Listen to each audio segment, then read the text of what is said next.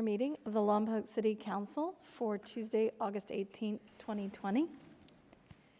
Roll call, Madam Clerk. Councilmember Mosby. Present. Councilmember Starbuck. Present. Councilmember Vega. Here. Mayor Pro Tem Gilda Cordova. Here. Mayor Janelle Osborne. Here. Mr. Malave, report on closed session, please. Yes, thank you, Mayor. The City Council met in closed session to discuss the first item on the agenda, which was labor negotiations. The council gave direction to staff on that item, but no reportable action was taken. The second item on the closed session agenda, the significant exposure to litigation that led to the need for that item. The city attorney informed the City Council that the significant exposure to litigation no longer exists, and so the council did not discuss that item. And that concludes the closed session report. Thank you. Please rise and join me for the Pledge of Allegiance.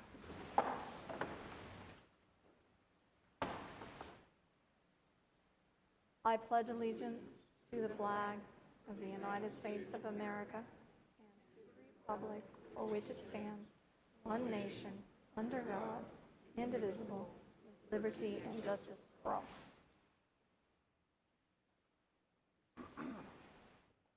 As a reminder to our citizens and business community members, pursuant to the Governor's Executive Order N-2920 dated March 17th, 2020, the City Council is authorized to close the City Council chambers to the public and make meetings accessible telephonically or electronically to all members of the public seeking to observe and to address City Council. All Brown Act provisions that require the physical presence of the public for City Council meetings are waived. City Council meetings are broadcast on Comcast Channel 23 and on our radio station KPAG 100.9 FM. They are also live streamed on the internet at www.cityoflompoc.com. Click the City Council button and then view City Council meetings live webcasts. If you wish to make a comment during oral communications or a specific agenda item, you may call 805-875-8201 before the close of public comment on the agenda item. You will be provided 3 minutes to give your public comment. Alternatively, prior to 4 p.m. on Tuesdays before our council member meetings, you may send written comments via email to s_hadden@ci.lompoc.ca.us. City Manager report, please. Thank you, Mayor. Just a couple items tonight, but both of them are quite important. One is about the census. We're coming to the end of the census. If you've not completed the census yet, which literally just takes a few minutes, please do so immediately, because the census will help the city procure federal and state funding. If we don't have sufficient submissions, we can potentially lose out on many of the different grants and other funding sources that do come from those two different areas.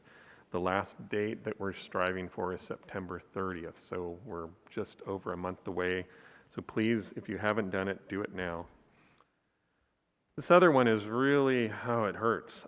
Surf Beach. We worked hard to get Surf Beach back open, but we have some issues. I just need to stress to everyone that we must observe the out-of-bounds areas at Surf Beach.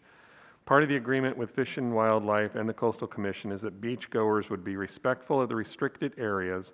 In other words, they would not cross the fencing or roped-off areas. Another part of the agreement to open Surf Beach would be that the base would still count the number of violations and report it to the Fish and Wildlife Department.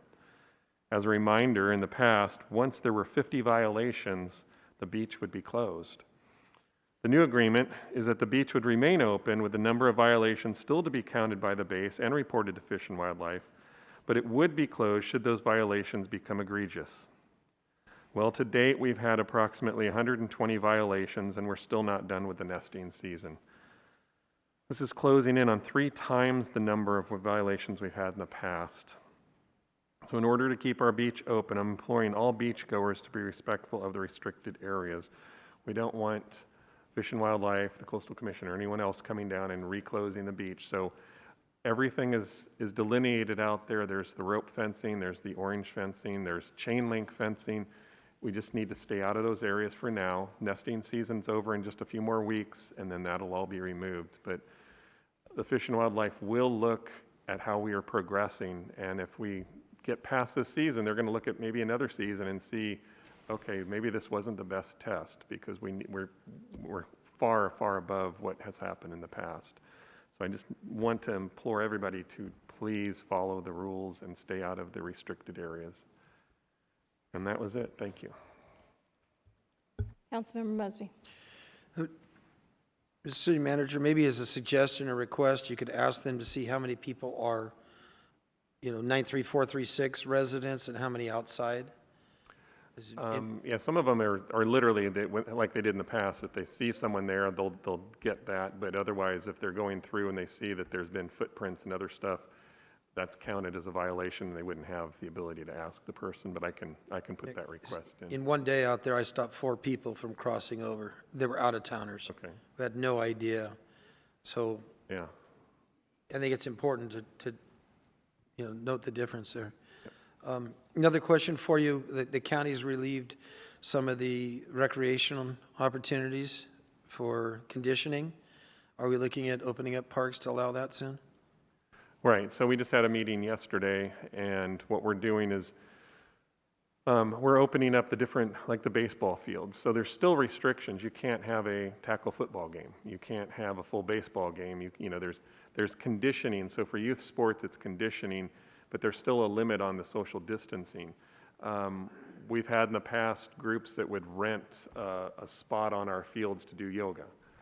That's not going to be disallowed. We're not renting a spot anymore, but if our rangers are out there and they're seeing people not social distancing, say for a yoga get-together, they will have to go out and ask them to social distance and follow the rules. So yes, there is the ability to go out and use the parks.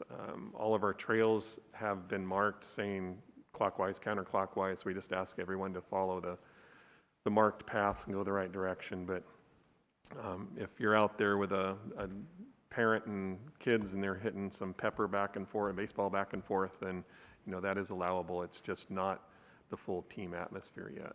I thought if the team went out but only did conditioning, that was okay. That was okay. So if the soccer team went out and they distanced the kids apart and they're doing the drills through the cones, that's okay. It's just that 1-on-1, 3-on-1, whatever it is, that's going and playing the sports, which isn't yet there. Maybe you can look into, I guess some of the signage is still not allowing that in some of the... Yeah, they're in the process of getting all Okay. that removed, so.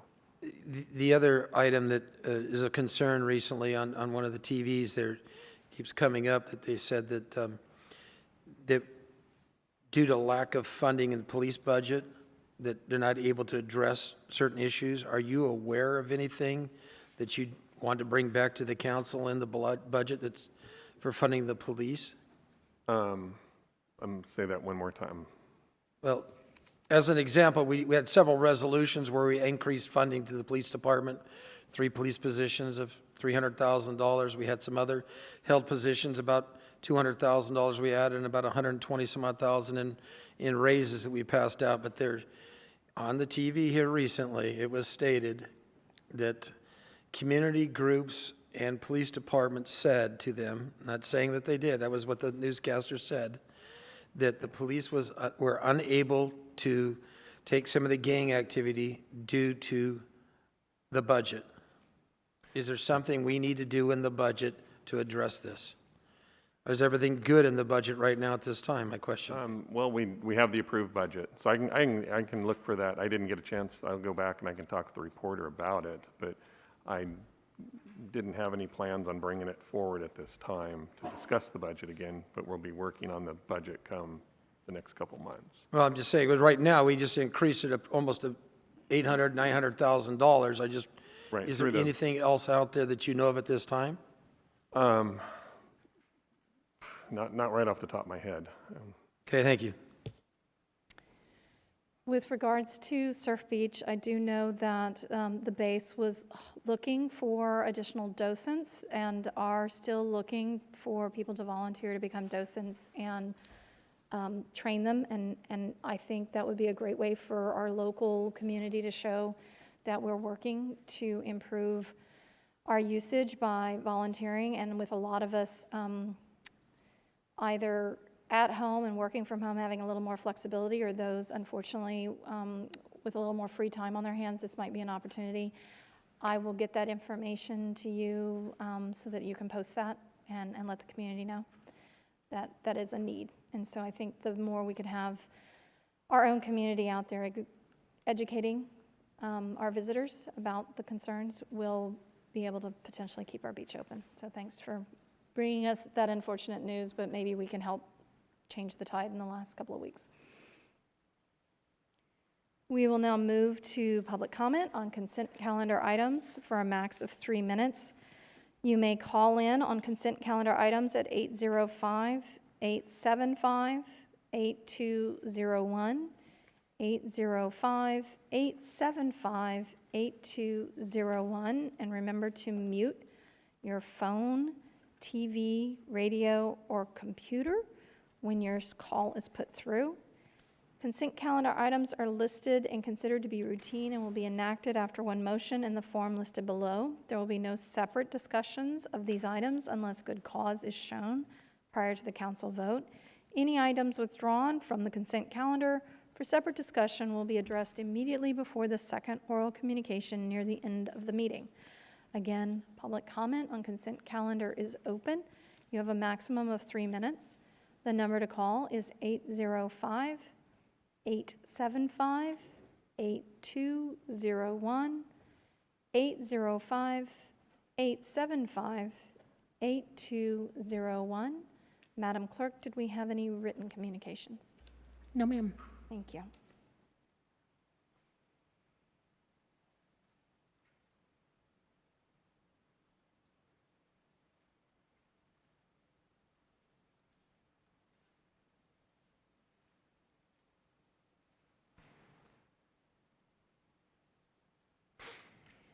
Seeing no one call in and having no written communication on public comment for consent calendar, we will close public comment and bring it back to council.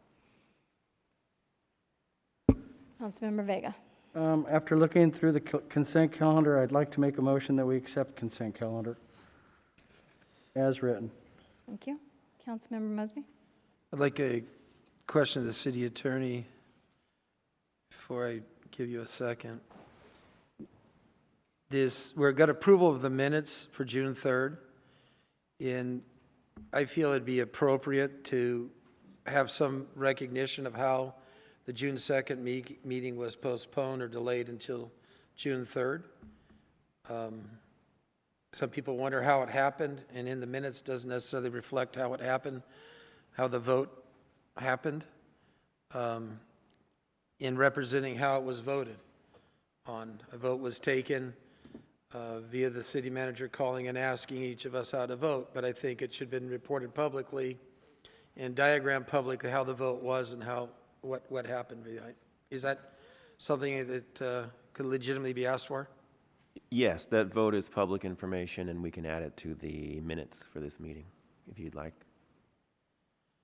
So I'd give you a second if you would allow that to be added to the minutes.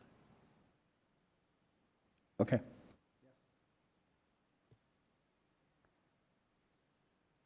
So we have a motion and a second with an amendment to the minutes. Any other questions? Seeing none, let's vote. And that passes 5-0.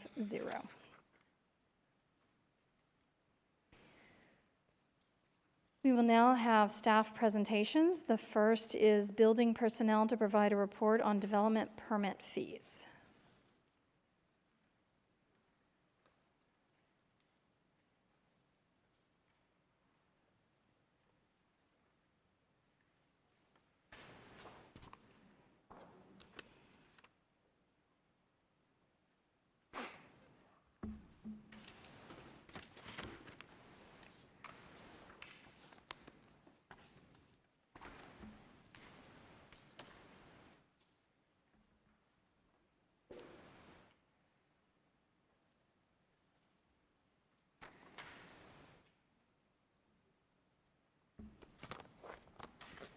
Good evening, Council, Mayor, and the public.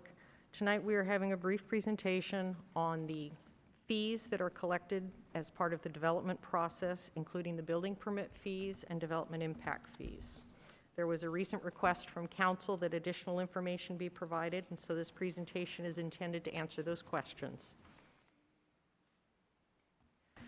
One of the things that's often confused in the building department is that they end up being the entity that collects fees for all of the city departments that are involved in development. So if you need a new electric meter at a piece of property, you pay that to the building department, not the electric department. Consolidating that all into a single place makes it easier for the applicant to handle all of their fees with a single check and take care of everything in one process. But it does tend to confuse people as to what is actually spent for obtaining a building permit and what is spent for doing other related services that are paid to the city.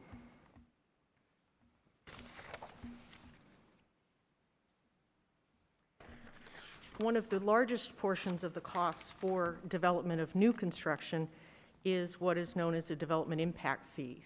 That is on the agenda to update and revise those fees for this evening's council meeting.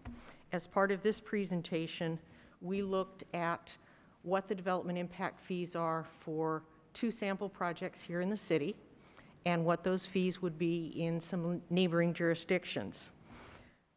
In reality, the development impact fees that are paid for new construction represent somewhere between 70 to 90% of the cost of a new building. So it is a significant part of the cost of developing property with new construction here in the community. And those are collected with the building permit, but they are not building department revenue. Those revenues return to the development impact fee AB 1600 funds for development of future facilities for the community. One of the things that's a little difficult when looking at comparing what fees are collected in the city of Lompoc versus fees in other jurisdictions is that each city gets to make their own list of their essential facilities that are part of their development impact fee fund. So while one city may say they want a swimming pool, another city may say they need a library. Those fees are all based on an approved list of master facilities that the city intends to develop, and those impact fees are then charged for construction. But it does make comparison from one city to the next a little bit difficult. So in order to simplify that, we've grouped the categories into the fees into some general categories so that we can kind of look at types of fees rather than specific fees. The other thing is that there are fees that are collected in a city like Lompoc because we have a much higher level of city-owned and operated services. It's not typical that electric services are provided by a city. So when you look at a development impact in Santa Maria, you don't look for the development impact fee for an electrical infrastructure. That goes to whatever fees their electric provider charges. And so there are some differences in that also. Some cities don't provide water and wastewater. Those are provided by a separate district. So again, that's a significant cost in a community, and it's not necessarily a part of the development impact fees. So in looking from city to city, it's often difficult to see the commonalities because each condition is really quite unique. As part of the development process, there are 13 different departments or divisions within the city that review the construction that's being proposed. They range from planning to environmental to the water department, the fire department, the urban forestry department. All of them are looking at their little area of expertise to make sure that the project is furthering the goals that the city's established and in compliance with the regulations that have been set for the new development. All of that is coordinated through the building department. So the building department is responsible for tracking down and making sure that all of those departments respond, provide their comments, log their activity, and record any fees that they need to have collected. And then that is all worked into the process to take it through. So when we are looking at the building division's role, all of the projects are submitted to the building department, and they're responsible for making sure that the project is complete and has all of the information that's necessary to the best of their ability to allow the 13 departments to do their review. They coordinate that review process, distribute out all the plans, follow up with anyone that needs assistance, and make sure that all of that information and requests for clarification are coordinated and communicated to the applicant. That process is usually iterated 1 or 2 times, and at the end of, we always hope for a 3rd review, everything is perfect, we're ready to go, and then at that point, the fees are set for a project. At that point, we know the exact size of the water meter that was determined to be necessary and is going to be installed. We know the size of the parking lot that's going to be installed. We know all of the details about the building. And so the fees are generated at that point for the entire project, for buying a new electric meter, for paying your development impact, for paying for the review and the inspection of your building. Those are all collected at that time. Once those are collected and the plans are approved, building issues the building permit. Building continues to do regular inspections throughout the life of the project, and when we reach the end of the project, we coordinate with all of the staff from the 13 departments that may have reviewed that project to make sure that all of the work was executed in conformance with their requirements, with the city's regulations, and with the approved plans, documenting any changes or adjustments that needed to be made, and making sure that we have a complete record of everything that was completed at that time. And then the final activity for the building department for a new building is to issue a certificate of occupancy. At that point, we've established how the building's going to be used, what it's been approved for, and that is documented in a formal certificate that's signed by the building official that keeps a record of how that building was proposed to be used. For the fees that we collect, we picked 2 local projects that were done recently and calculated the fees based on an actual project for typical issues that they would have for construction. So in this case, we did development fees for an industrial building. It's a little over 30,000 square feet. And for that particular building, with the electric meters that they needed, the parking lot size they had, all of the various factors that determine what was being constructed, the building cost for that building was $116,214. Out of that, $27,864 was fees to the building department. The development impact fees were $84,218, which represents 72% of the total fees paid. And then the final $4,133 was paid for utilities, water meters, electric meters, and the like. So that gives us a general idea of magnitude of the fees for an industrial project. We also looked at a residential building, just under 2,200 square feet, just under $30,000 in total fees. $6,905 was collected for the building permit for the inspection and plan review of the project. The development impact fees were $22,171, which represents 74% of the entire project.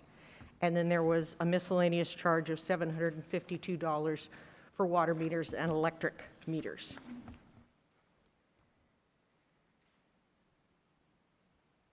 When we look at the comparison for the development impact fees, this is where we grouped the fees into broad categories. The first column is the local communities that we evaluated. The first column to the right of that is governmental buildings. That could be anything from a new swimming pool to a new city hall. Any kind of general government building that was covered by that impact fee was grouped in that first category. Then the next column is parks. That includes both parks for land purchase and development and improvements to the parks. So some cities have those fees split up, some cities have those fees combined, but anything related to parks went into that category. The next column is emergency, and that constitutes police and fire. So any combination of police and fire development impact fees that were collected were grouped in that category. Traffic is a little tricky to do, but using the data that we had for the industrial building here in the city, we did calculate the traffic fees for the various jurisdictions, and those are based typically in most jurisdictions on a standard for traffic generation based on type of use at the property. So it looks at how many cars would go in and out of a fast food restaurant with a drive-through versus how many cars would go to a sit-down restaurant. And it establishes a record of how many per hour peak traffic trips are caused by the different types of activities. What's different between all of these, using exactly the same number of peak hour trips, is the dollar value that's assessed to those. So you can see Morro Bay charges $40,000, where Carpinteria charges $297,000. The critical issue on that is how much each trip is worth. And using the same numbers, you can see there's a huge variety and a huge difference in the impacts. And that probably has to do with deficiencies in their infrastructure. If you need a lot of streets built because you don't have a lot of capacity, like Carpinteria, you have a lot more dollar value assigned to that. And then the final column is utilities, and that covers any kind of utility development impact fee, whether it's water, sewer, trash, solid waste, electric, internet, any other kind of utility services. Those were all grouped in the final column, or in the utility column. The very last column is then the total for a 30,000 square foot industrial building. And you can see we start at the low end with Morro Bay at just under 70,000, then Lompoc at 84,000, and then we get all the way up to 341,000 for Goleta. So the variety on those and the magnitude is quite significant, but we are most certainly on the very low end of that project.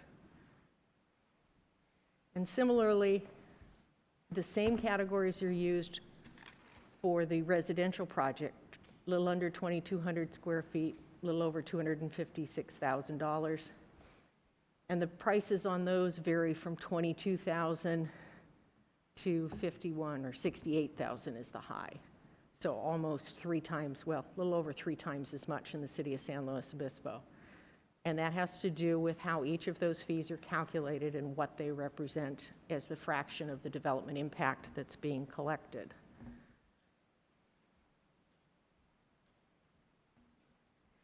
The other thing we wanted to look at was just to get a rough idea of what the building permit fees are. One of the things that Lompoc is somewhat unique in at this time is that our building permit fees are calculated based on construction valuation. That has been, since the 70s at least, the normal basis by which construction is assessed fees. So the bigger the project, the more valuable the project, the larger the fees. There has been a trend in the last few years, and for the majority of the jurisdictions in this area, to change that over to a square footage calculation where there's bands of 1,000 to 2,000 square feet, 2,000 to 4,000, and they set up the fees that way. Unfortunately, that's a difficult thing for Lompoc to do because it requires an extensive database for a time motion study in order to determine what the difference is between building inspections, say, on an industrial building per square foot. If we've only ever built one in the last 10 years, we're not going to have a lot of good data to be able to say 10,000 square feet should be this and 50,000 should be that. So it's not something that at this time the city of Lompoc is entertaining, but it may be something that we'll have data to do in the future. In general, Lompoc's fees are in line with the other communities. The low is at San Luis Obispo, which is at 19,000. And the high is Santa Barbara City, which is at 26,000. And that represents the fees for inspection, for plan review, and for inspection and plan review of the plumbing, mechanical, and electrical. Similarly, in the building permit for the residential project, the fees are significantly less, ranging from $4,000 at the City of Santa Maria to $24,000 at the City of Santa Barbara. And I can only assume that the city of Santa Barbara believes that their inspection needs and demands are of a magnitude of order difference than a typical community, and that may very well be something they can substantiate with their data. But that is a kind of an outlier. That concludes the presentation. If there's any questions, we're happy to answer those.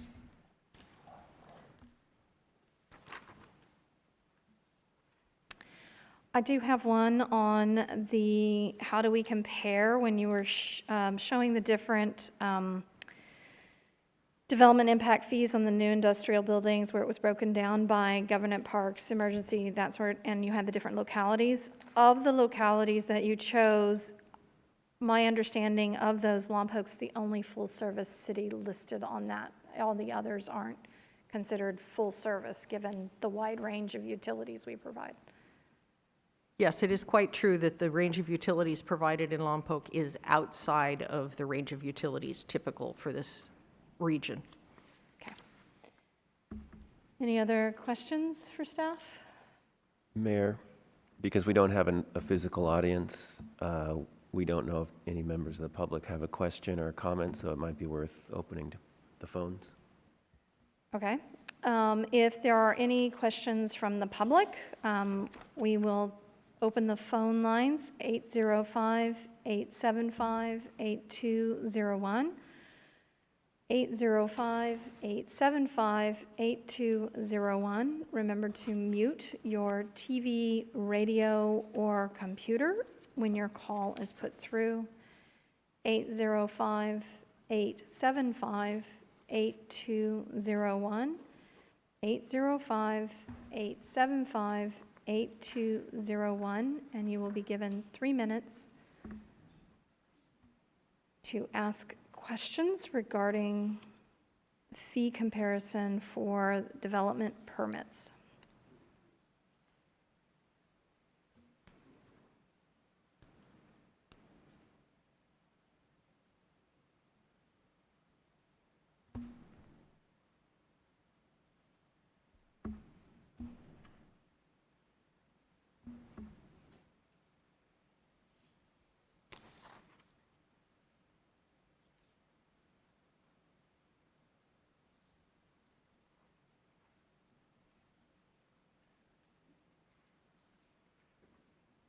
Seeing no one call in, we will close the public comment on this presentation. Any questions from staff before we move on to the next presentation? Councilmember Cordova. Staff, is it fair to say that the process, if a developer was coming to the counter at City Hall or was planning on doing any kind of development, whether it be a commercial or a residential, that they would be able to have a fee schedule, I guess, outlining what those fees would be? Unfortunately, the only fixed fee that the city currently offers is the fee for residential single-family homes. That is a fixed fee regardless of any parameters particular to that development. All other projects have at least 3 variables that impact the fees. The size of their water meter, which drives their water and their wastewater fees, and the size and nature of the refuse collection that is being provided. The final variable is the street and traffic signal improvements, which, as I mentioned, is based on peak hour trips, and that varies significantly between the general categories of general commercial and general service. It's normally used and determined by our engineering consultant down to the specific business that's intended to be run there. So, as I mentioned, a fast food restaurant with a drive-through would have different peak hour trips than a fine dining restaurant that's only sit down. And so those fees cannot be estimated until staff has the ability to look at the particular business and the information that they're providing for the projects they're doing.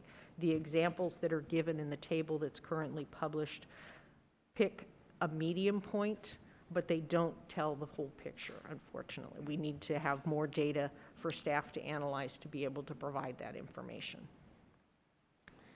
Okay, and is there I know we had discussed before some of the potential frustrations that any developer could face when coming into our city to conduct this level of development, whether it be residential or commercial, would be the not knowing or the calculation of the fees or how long that takes, and maybe coming to sometimes the end of the project and realizing that they have, here's another, I don't know if there's any suggestion from staff on how we could better improve that so that any developer coming in could have a better idea, or just a better process of doing that, rather than someone coming in and then not necessarily having all the answers up front and then being told at the end of their project that here's another, set of fees that wasn't presented or couldn't be calculated until the end.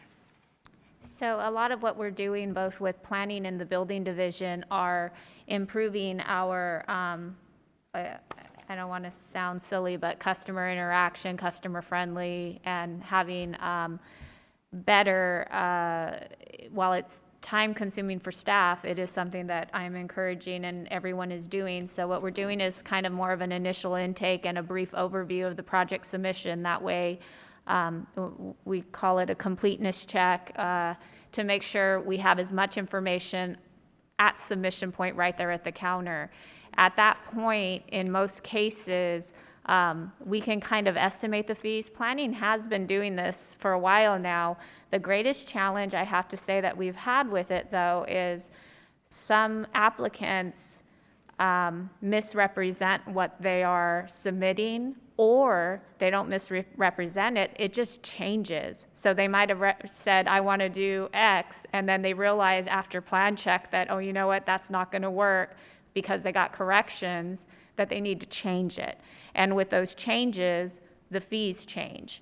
So the challenge we've had with that is that you give an estimate, and no one will ever complain if their fees come in lower, they won't even tell you. But once their fees come back higher, there's a lot of frustration there, even though it is an estimate. So I think having as much information available on the front end to allow applicants to calculate their own fees based on what they believe their project will be, and then asking for them to ask a lot of questions. So most developments that are coming from seasoned applicants, such as, I'll throw one out there, the Housing Authority has submitted to me, they've actually submitted their fees before they've even submitted plans to me, because we do a little aside for affordable housing, and they do these little sheets. They're always spot on, even with their traffic stuff, everything. So I think it's important just to know that the tools are out there. It's just making them readily available and communicating to the applicants that, hey, you can calculate your fees and here's where you get the information to do it. So that's something we are working on. Again, it's one of those things we want to make sure we have all our legal disclaimers and everything like that on there, because we don't want anyone to think this is your fee. It's not like going to McDonald's and getting a Big Mac. It's not a flat rate. So yeah, we are working on it. We're aware of the need to do it. Okay, thank you. You're welcome.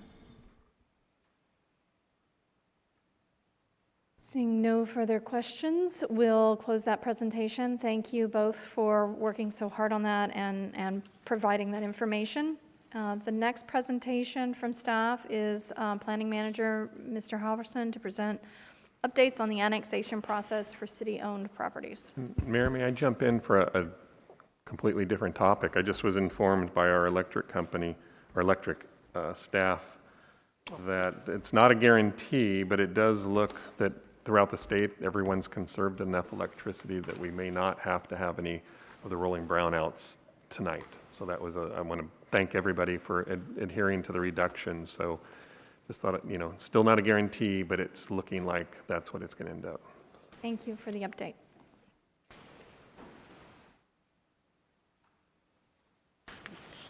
One second, I just wanted to pass out a larger map that I'm going to put on the screen to the council. Mayor, Councilmember Mosby has a conflict on this item because he owns property within 500 feet of the properties we're going to be discussing, so he'll be recusing himself. Thank you.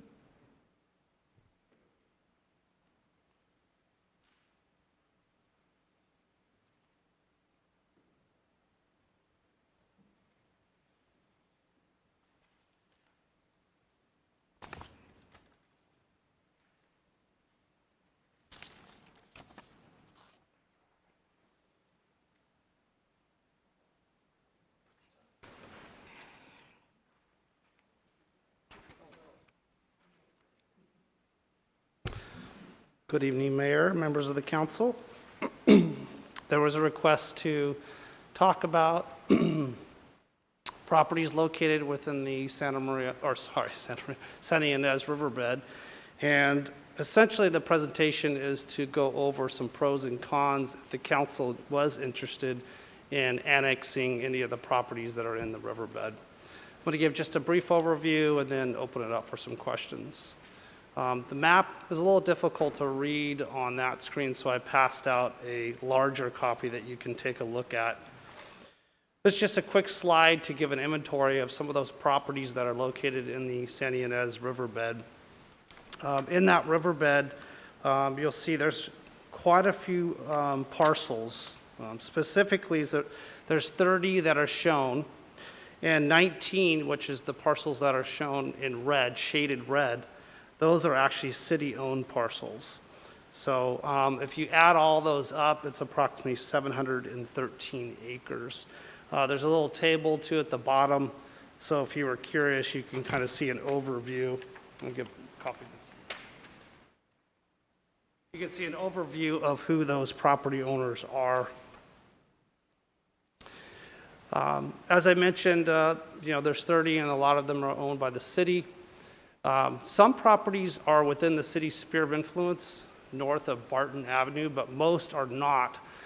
Whenever a jurisdiction is interested in annexing properties, those properties have to first be in the sphere of influence. The city's sphere of influence is shown on the general plan land use map in the general plan land use element. So that's one of the slides that's been passed out. And you can see, let's see if this pointer will work. This is the area that's just north of Barton. That is in the city sphere, but then as you go south, you'll see that the sphere moves to the west. So obviously, if you want to annex, you'd have to move that to the east to capture those ones that are in the river.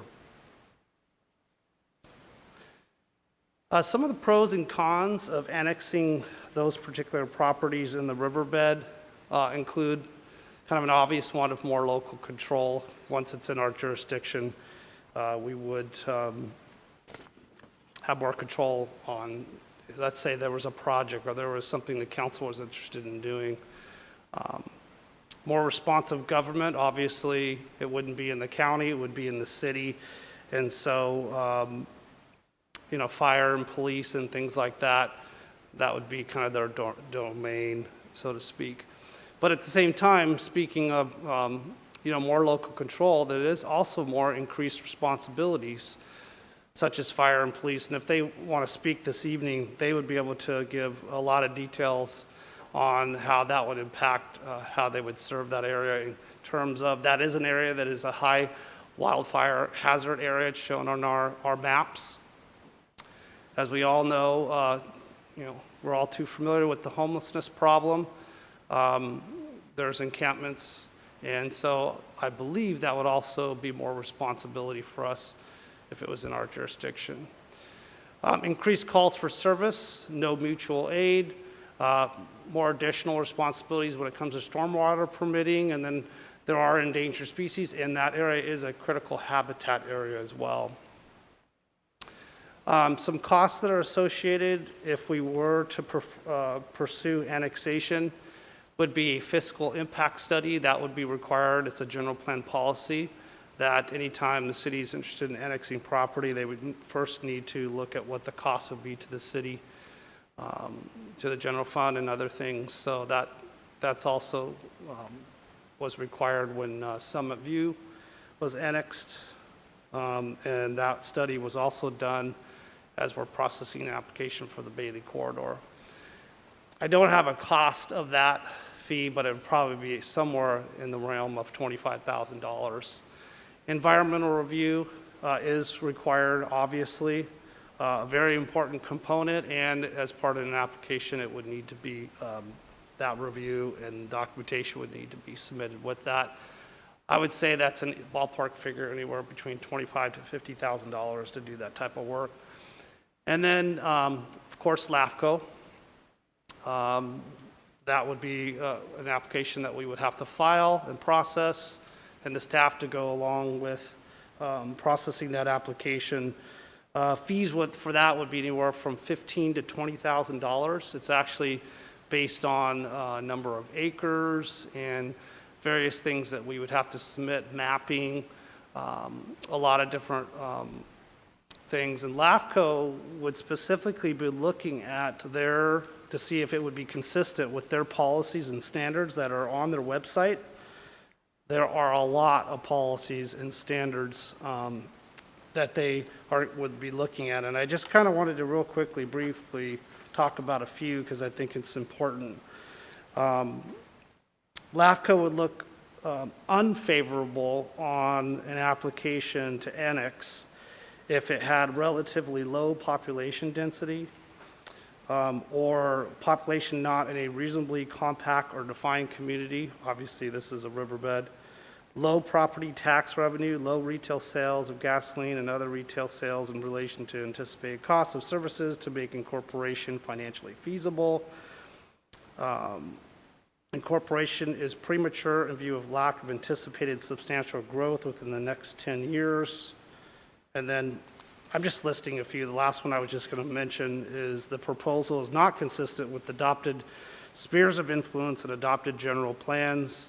As I mentioned early on in my presentation at the beginning, that this majority of the parcels are outside the city's sphere of influence. So it's not an area that the city was anticipating to grow. Other than that, I'm available for any questions, and I can put the map back on the screen in case you had a specific question regarding those parcels in the riverbed. Councilmember Starbuck. Yeah, Brian, who's responsible for the critical habitat down there? That's a good question. I think it's a combination of both the city, the county, to monitor that. I don't have all the details of that as far as the responsibility, but we do have our environmental coordinator that can call in if you'd like to ask. Well, no, I'm questions. curious about it because, you know, here we own it. It's critical habitat. We've gone in, we've done everything we could to abate it. It's going to need a reabatement. We get no help from anybody, so since we're the only ones that care about it, can we deem it to be non-critical because everybody else doesn't care? No, it's still critical. Well, who made it critical? Those are based on maps and also. Well, obviously, whoever is deeming it critical hasn't walked there. So this is a point. I'm just saying That's a good point. Yeah. you know, it's always us, the city, always us. What do we pay in property tax for these? I would rely on.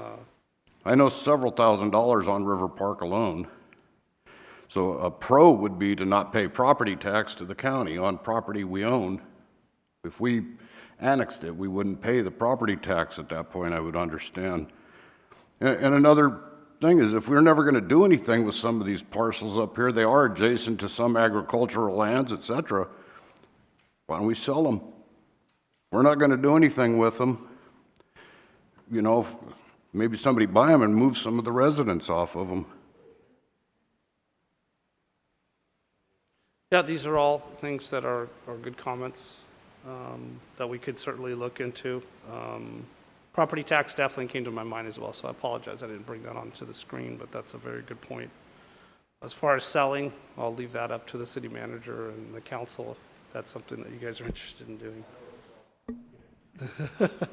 Just our environmental coordinator is on the line if anybody has questions regarding the environmental questions for the riverbed. Great, thank you. I'll keep her on hold. Councilmember Vega? Brian, my process in my mind here is, how can you grow if you don't have the room? So we know what LAFCO is here for. It's to allow the county to not give up any more land, okay? Their object is to shrink, not shrink their envelope, but to keep us incapacitated. We have been at a point to where without a plan to grow, we aren't going to grow. Okay, it's pretty clear.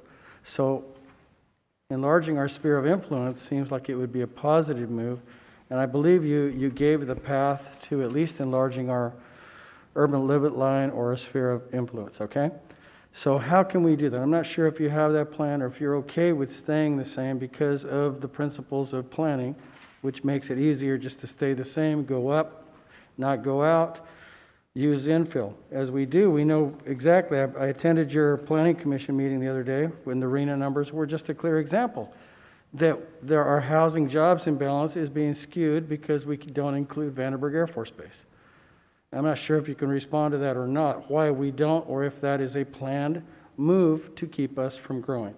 To expand our urban limit line, just like we have out here on the west side, it's kind of odd that our urban limit line goes to Z Street, but it's cut up, and then the Bodger path is not in part of, it's still in the county. So over here, we're trying to do an annexation to the Bailey corridor to enlarge our envelope to possibly build some more industrial, commercial, possibly residential, but actually to enlarge our economic base, and we're not allowed to because the jobs housing imbalance is one of the elements that they're using against us, and I believe as a planner, you might know the answer to that because probably no one's pushing that element, okay? Sounds like something that can be fixed or changed, but according to what I heard, unless I misheard this, that Santa Maria and Lompoc do not get the advantage of using the jobs that are available on base in our jobs housing imbalance or balance to allow us whether or not to grow. So that was just a question too, and maybe you could reference a little bit of that, okay, as far as the negative to expanding our urban limit line. Don't see anything negative except that it's going to cost some money. LAFCO could say no. They said, hey, they don't anticipate any growth. We have Space Force coming. We have people that have offered grants and things to see what infrastructure we have. Would that not be an element that we could use to sell ourselves if we could prove that we could have the county working on our behalf? Or is the county steadfast in keeping our town at the same limits that we have?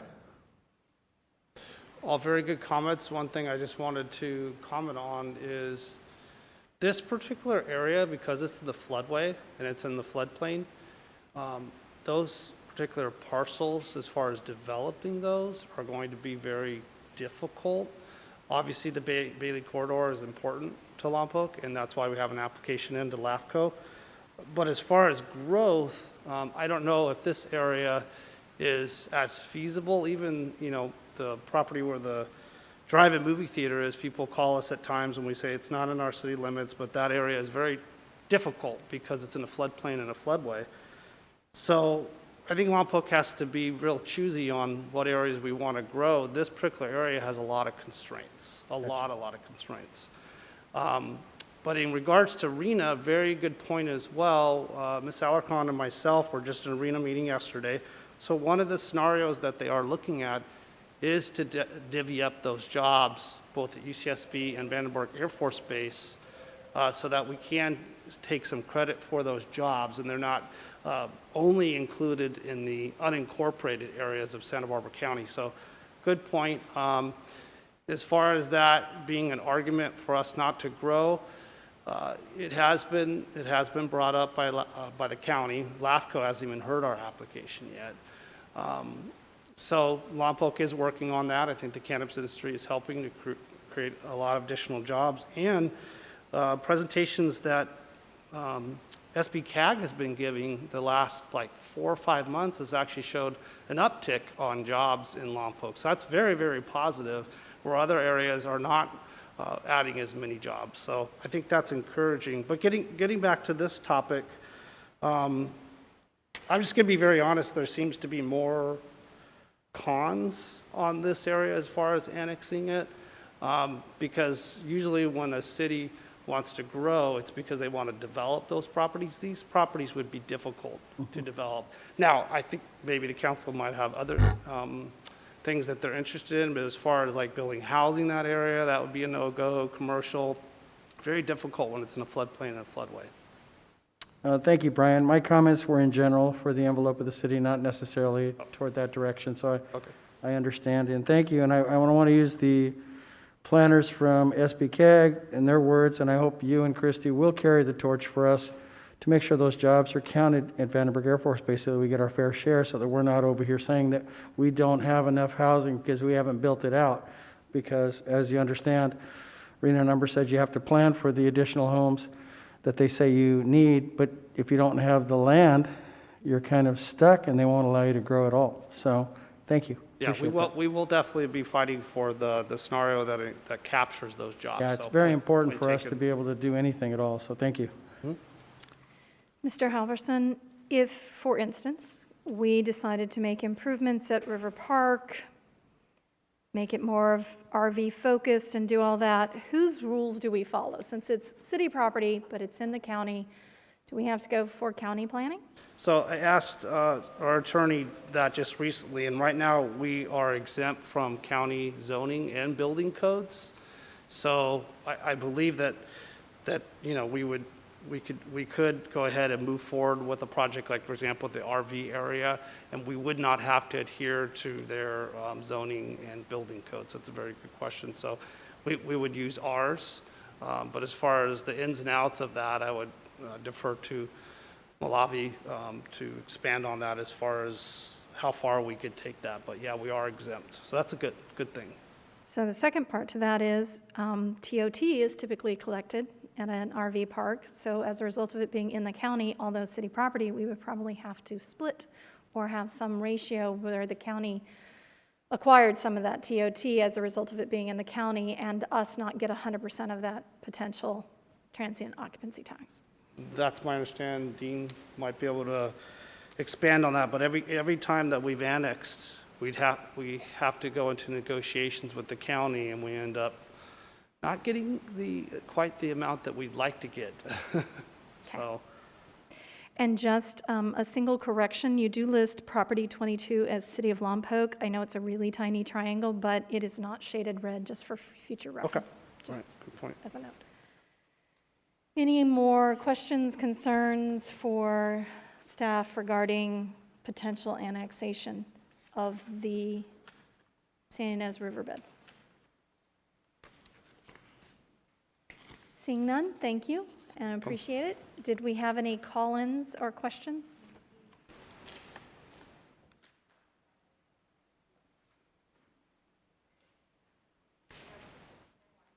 Okay, thank you. All right, we will now request Councilmember Mosby return to the dais. And while we wait for his return, oral communications on any matter before the city council are up next. You will have 3 minutes for general oral communications on city matters, 805-875-8201. The number to call is 805-875-8201. Remember to mute your PC, radio, or television when your call is put through. Again, oral communications regarding city matters not on the agenda are open, 3 minutes maximum, and your number to call is 805-875-8201. Remember to mute your PC, radio, or television when your call is put through. 805-875-8201.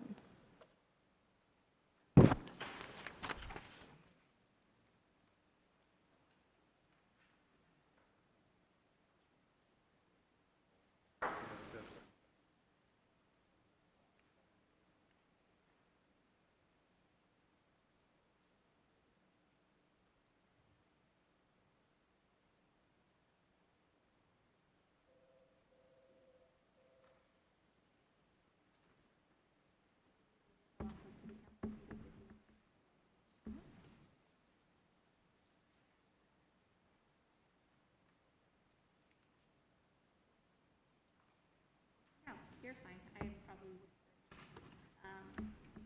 What are you wanting to It's general oral communication, so.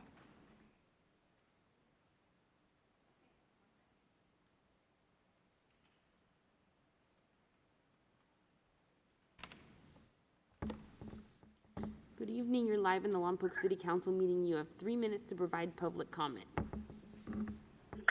Hello, good evening. My name is Jessica, and I just wanted first to say thank you to Lompoc Electric for working so tirelessly and diligently over the weekend after the PG&E outage to get us restored. Very appreciative of that. Also, I would like to make a question, I suppose, about some comments at the last council meeting. Mr. Mosby inquired as to clarification for who's responsible for hiring in the electric department, and Mr. Morrow and Mr. Singh were identified as the people in charge.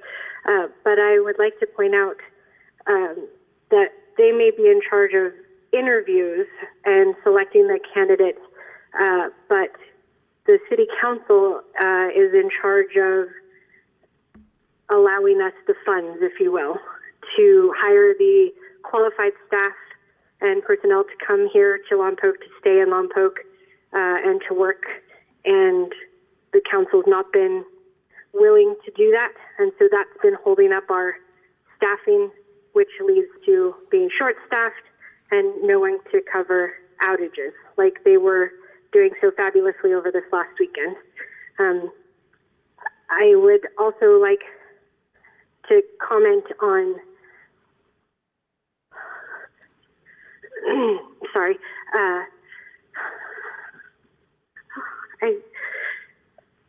I'm sorry, I've lost my other point, but I just wanted to make that clear that it isn't just the people who do the interviewing who get to select the people. The city council plays a huge part in that, so it needs to be put out there that it's not just the people doing the interviewing. And I did remember my point, sorry. I'm not sure if the public is aware of this, but the conversation has come up about contracting out for our electric workers because we are short-staffed, and I'm just curious how the council can justify spending the $7,500 a day it costs to get a crew here from somewhere else instead of just giving the electric department a well-deserved, much-needed raise to generate applicants who want to come here and stay here. And Mr. Throop mentioned at the last council meeting that he was going to be reviewing applicants.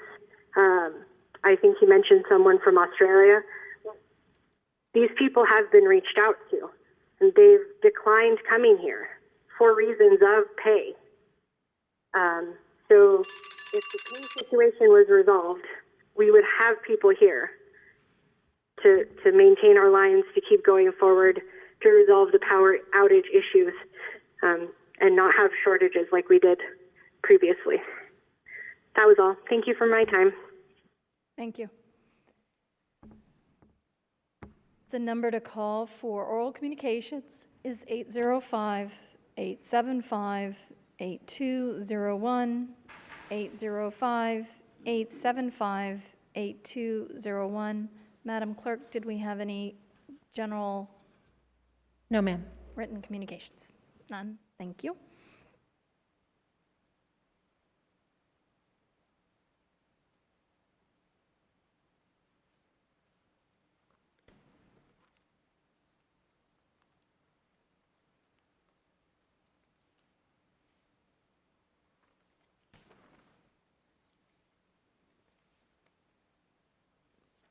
Seeing no one else call in on oral communications, we will close and bring it back to the agenda.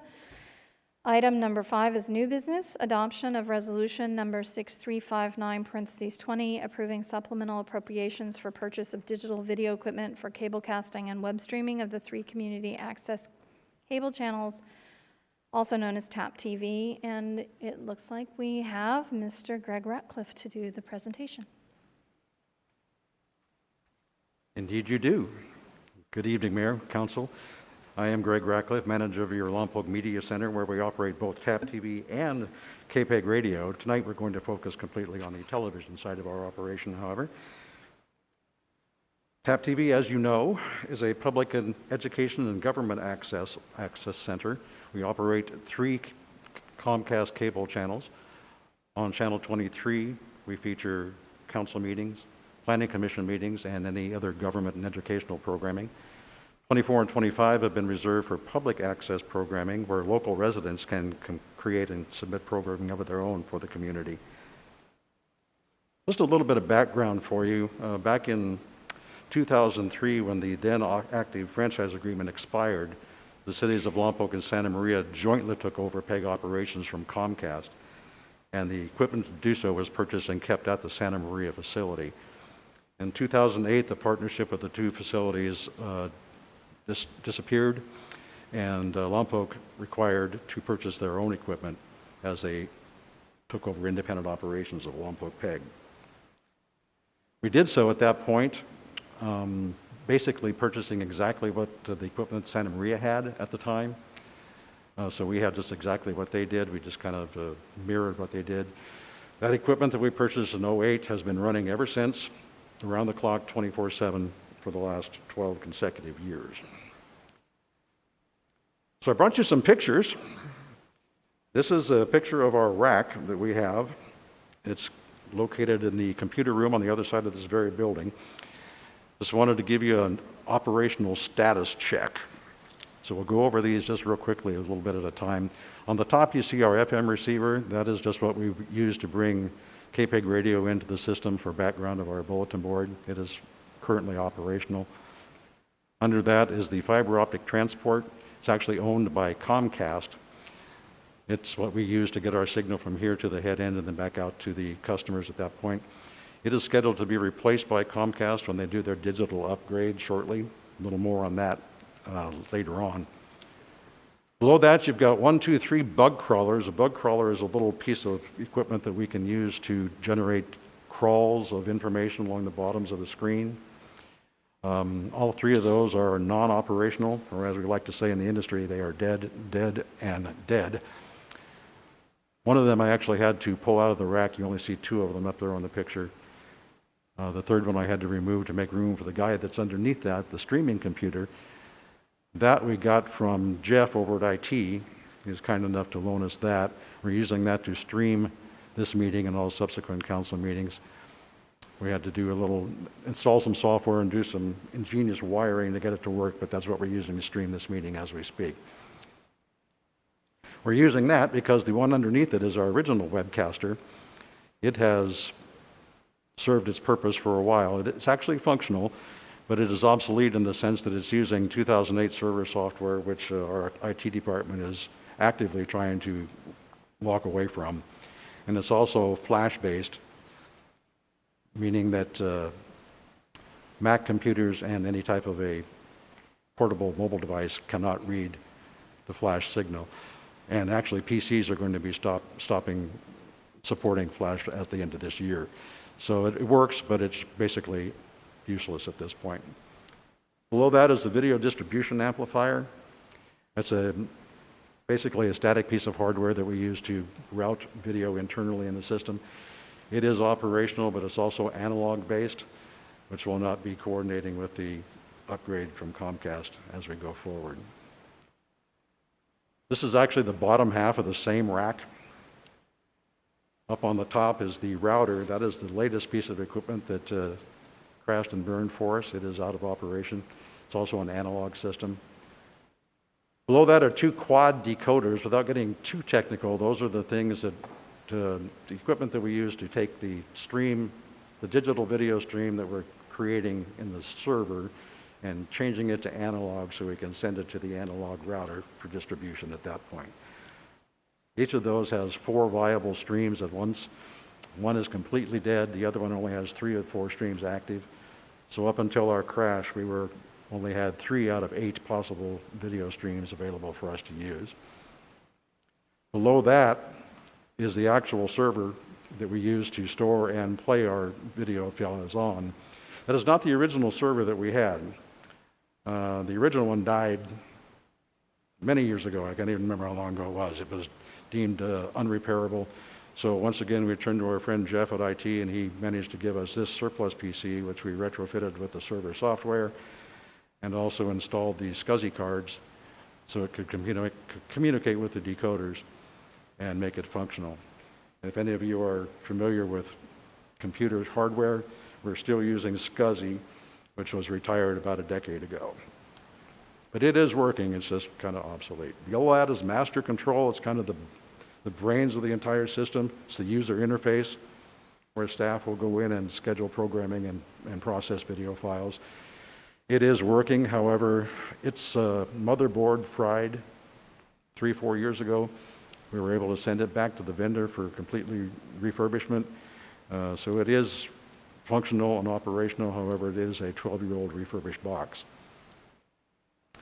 Below that is a graphics engine. It's called an Informa. That's what we can use to make full screen graphics if we choose to during an emergency. That is also dead. And on the very bottom is our backup power supply, which is operational but due for battery change. So that is the status of our equipment. I've kind of watched these things die one after another over the last 12 years in a slow cascade of death.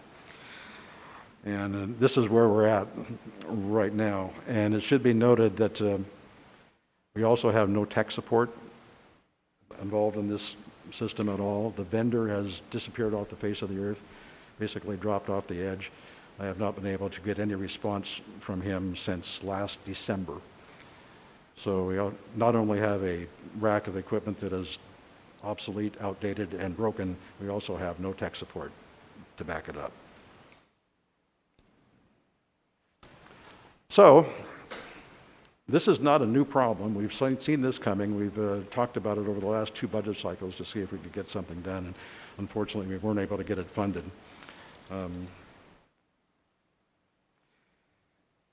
I tried to put this thing together with bubble gum and paper clips for as long as I can. We're to the point now that I can't fix it that way any longer. The status of the system now just is highlighting the fact that we need to replace it entirely. Also to consider, and this is what we mentioned before, is very soon Comcast will be requiring us to supply them a digital signal rather than the analog signal that we're providing them now. That would already be in place had it not for the pandemic that postponed their transfer. So at some point, we're going to have to upgrade our system to accommodate that digital path as well.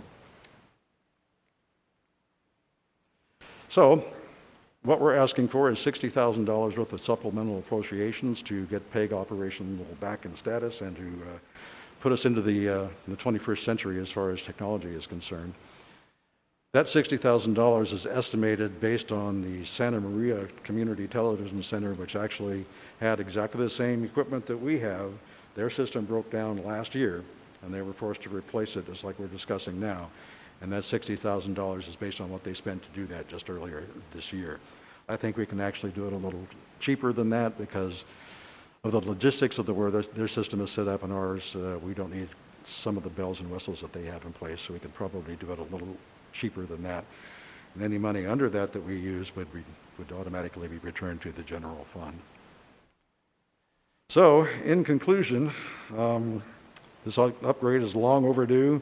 The need is absolutely real, and the upgrade will enable us to fulfill our mission of bringing public education and government access services back to the community as we had hoped to do. That's my story. I'm sticking to it. So I'm available for questions. Thank you for that. Mr. Ratcliffe, if something were to happen to you, who would be able to fix our current equipment?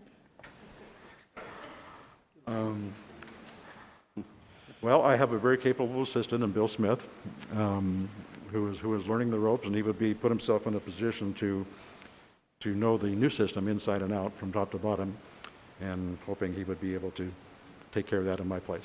Yeah, and I want to thank you for the long service you've managed to maintain what we do have, given I've seen this equipment and know how much it's been cobbled together and refurbished. And I think this is really important because especially during this current pandemic, the fact that the public has been unable to participate in our meetings, delivering them over our public broadcasting is really important. And the idea that I recently learned that due to the fact we still use Flash and that anyone who has an Apple product cannot watch our meetings on the streaming version is quite frustrating for me, because that means most of our public, about half, if you look at a population, some of us use PCs, some use iPhones and Macs.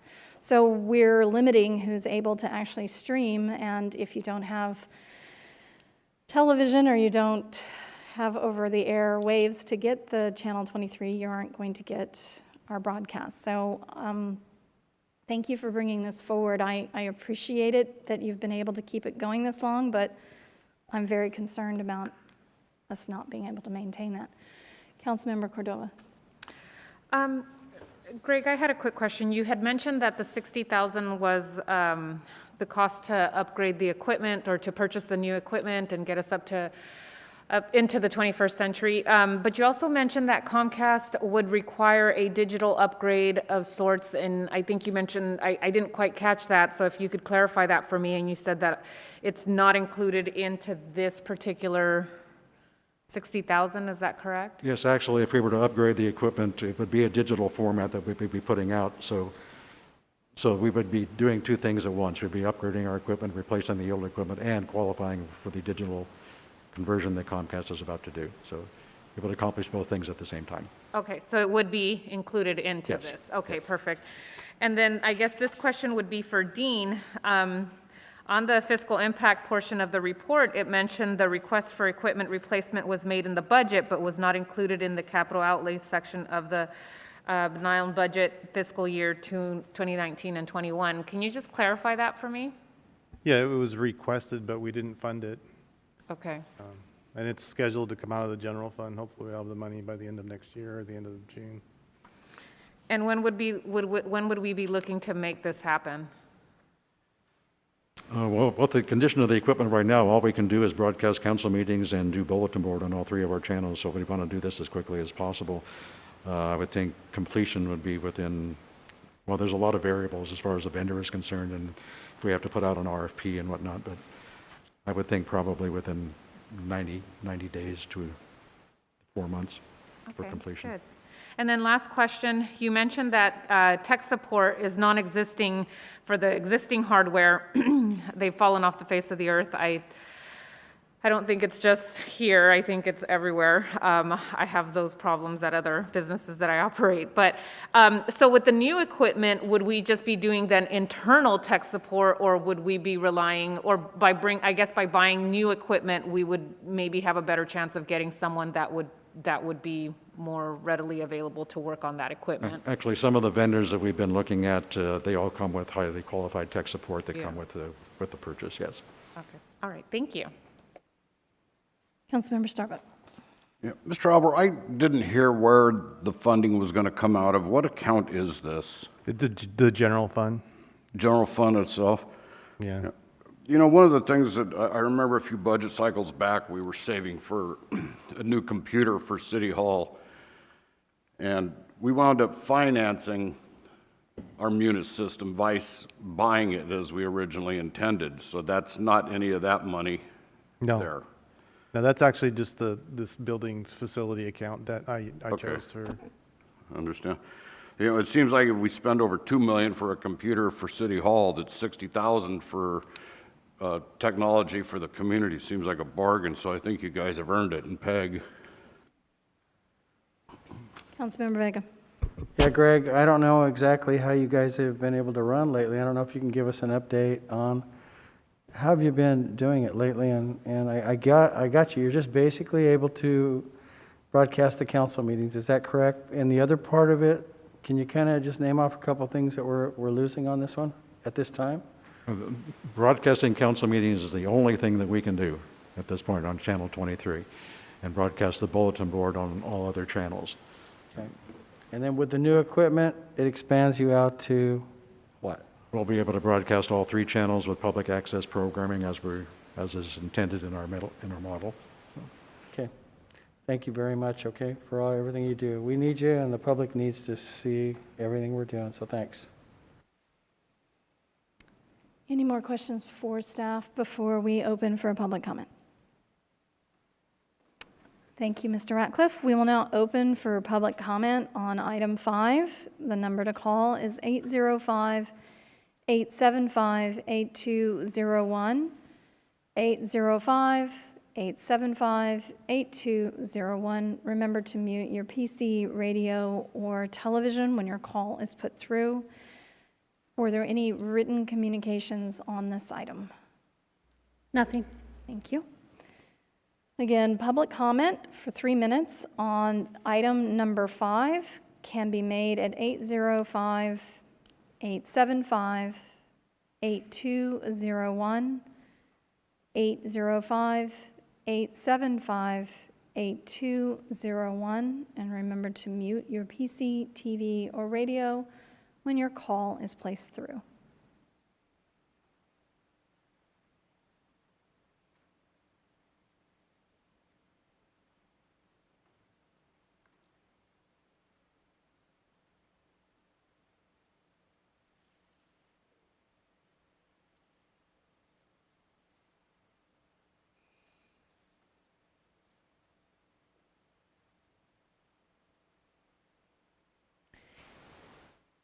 Seeing no one calling in, we'll close public comment on this item and bring it back to council. Councilmember, I'm sorry, which light was on first? Councilmember Cordova. You want to take that or no? We'll go ahead and open public comment one more time for this caller. And they changed their mind? Okay, we'll close public comment and bring it back to Councilmember Cordova. I'd like to move that we approve the supplemental appropriations in a maximum cost of $60,000 as staff is requesting, but I'd also like to ask that they bring back an update once the equipment has been purchased and installed, full completion, and then bring back a report with the final cost. And I'll second that. We have a motion and a second. Any questions from council? Any clarity from, all right. Seeing no questions and all clear, let's vote. And that passes 5-0. Next item on the agenda is public hearing. Public hearing for approval of the Development Impact Fee Study Report, Nexus Report, and Master Facilities Plan. Adoption of Resolution Number 6358, parentheses 20, approving revisions to the city's development impact fees. And we will begin with Mr. Alborough, who will then introduce our consultants. Just real quick, I wanted to give you guys an update of what's coming your way. Tonight, we're going to look at the development impact fees. We're also going to come back with the master fee schedule, the user fees. That'll probably be in a couple months. And I'm also hoping that we could also come back with solid waste rate study. I know there's been a lot of talk about capital improvements. I just wanted to just do 10,000 foot level of what we do with ours. I know it's now called a master facilities plan, but this was for a long time called the capital improvement plan. It's also what we can do for accommodate people who want to build here. It's a much longer picture. We do this booklet, or I want to do this booklet. We did a test run and we didn't quite get it all done, but this one has no appropriations. It's just for information. It's to tell our story, basically. It does a 5-year window, so we narrow it. And then finally, when you guys adopt the budget, it's a 2-year budget. And we do everything in the very back. We talk about everything that we tried to do and what we funded and what we didn't get to fund during that budget cycle, but kind of like it's there, and then we get here, and then we get even narrow. So 10,000 feet, I just wanted to say that word, and then I'll turn it over to Scott. Scott is our consultant for the development impact fees. Scott Tharp is with the revenue cost specialist, and he'll take over.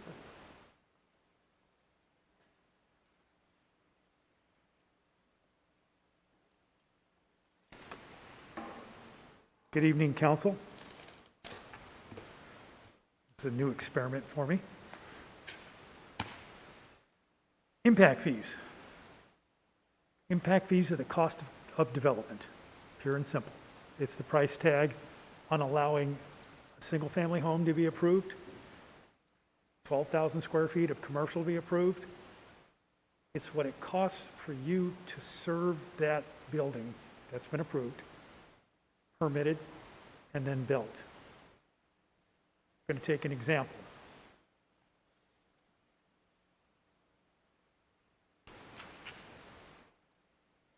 I'm going to explain two things with this example. But in this example, each one of you owns an acre of property in town.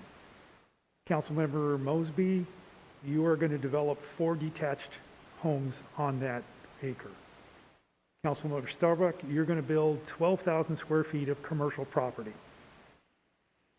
Mayor Osborne, you're going to build about 18,000 square of industrial property. Councilmember Cordova, you're going to build 12 attached units or condominiums or apartments, whatever you want to call them.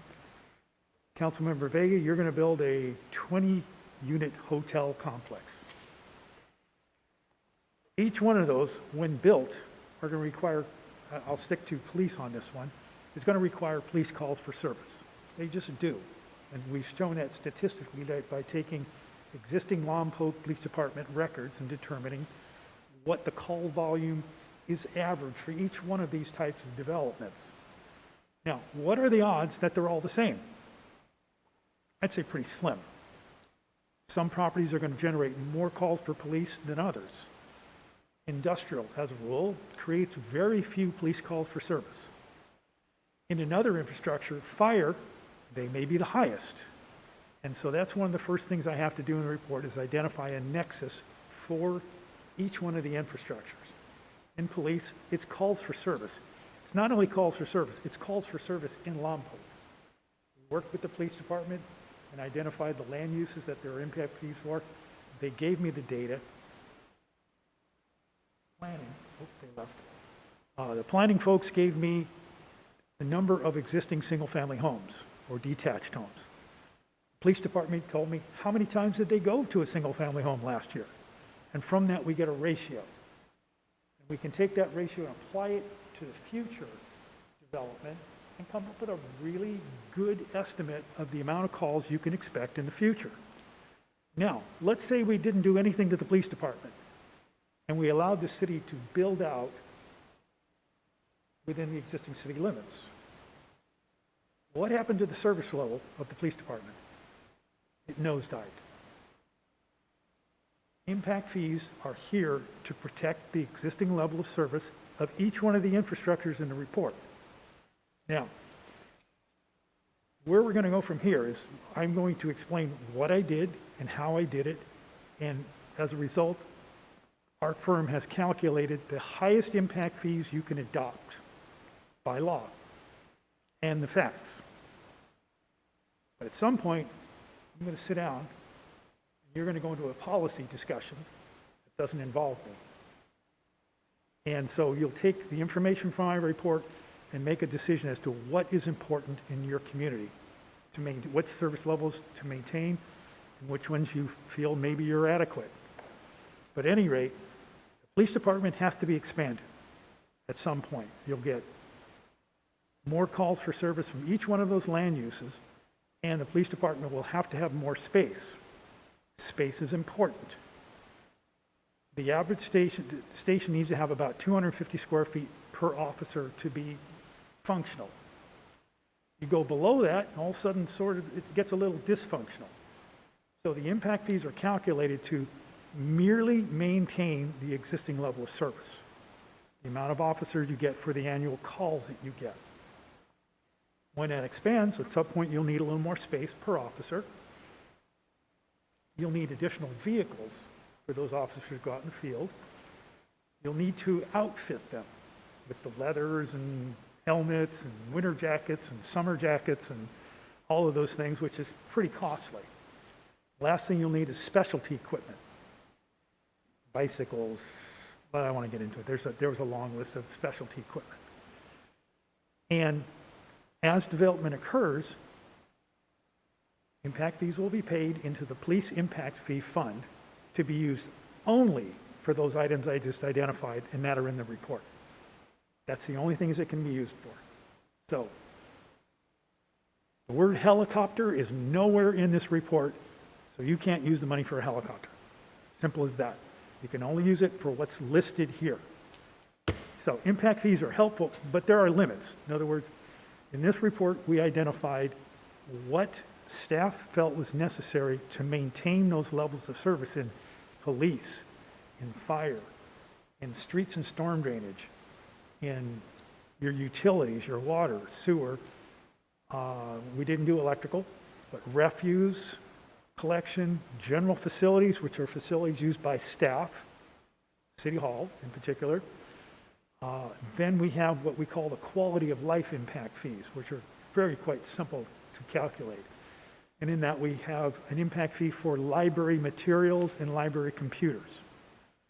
Then we have one called public use facilities, which are facilities to be used by the public. There might be some ancillary staff in there to run that facility or something like that, but it's there for your public to use. Senior centers, community centers, teen centers, gymnasiums, all of those, the library itself, they fall within that category. And you have a very good standard of about 1.571 square feet per resident, worthy of protecting. Then the last one is parks. And you have about 3.61 square feet per thousand population. That's also very good. I was impressed with a lot of the standards in the city, and I do realize that it's a little different here because you're out here good 20 minutes to anything, and if there's a service to be provided in this area, you're going to do it. But the electrical, there's 9 other cities in the state that have their own electrical departments, so you're in a small group there. Anyway, so we're trying to maintain the existing level of service. We're not improving it.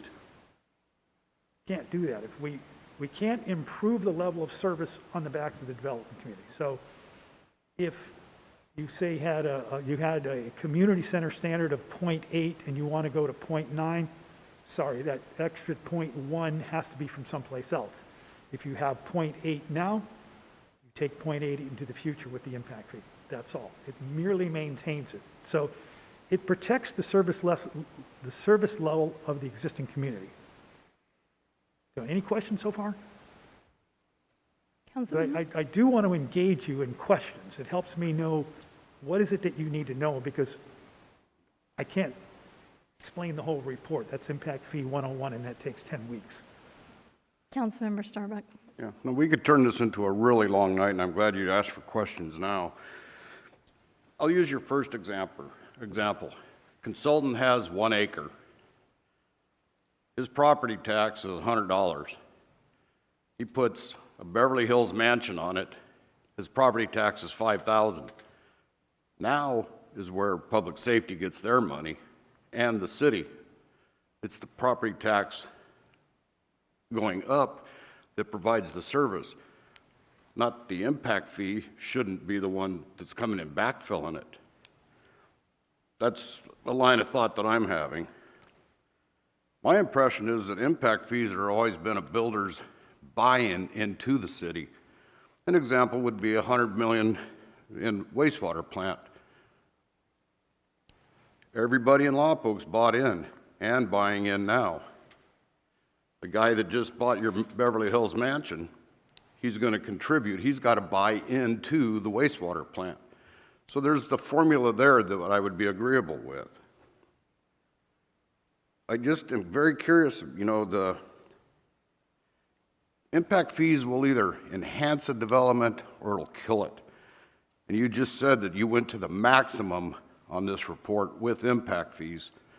An example, there's several of them floating around here, but an old impact fees on a single family house on our old report was a little $11,700. Now, you're proposing $32,900 and some, basically a $21,000 difference per unit. It's a lot of money in a community like us. And it's a lot of money. These are rough numbers. A lot of money in any community. I'll agree with you there. And like I say, once again, when you raise it $21,000 on new projects that are coming in, nobody's going to want to do that. Okay, we're cheaper than Santa Maria still. Well, we're 20 minutes from Santa Maria. We're 20 minutes from anywhere, you just said. What impact fees would you get rid of if you were sitting on this dais? We have 13. Do we need all 13? That's the most interesting question I've ever been asked in the last 10 years. I don't live here. I don't have the sense of the community that you do. I mean, all of you have probably knocked on doors to get elected. You hear from people. You know what you need. I'll take open space as an example. You have a lot of open space. I would ask you, do you need any more open space under fee title? But in my report, I want to point out to you that you could, but it's not my decision. I don't make policy for you. I want you to have the facts, and then we step into the world of policy, and as I said, I sit down. I can answer any question you may have, but I don't enter into that.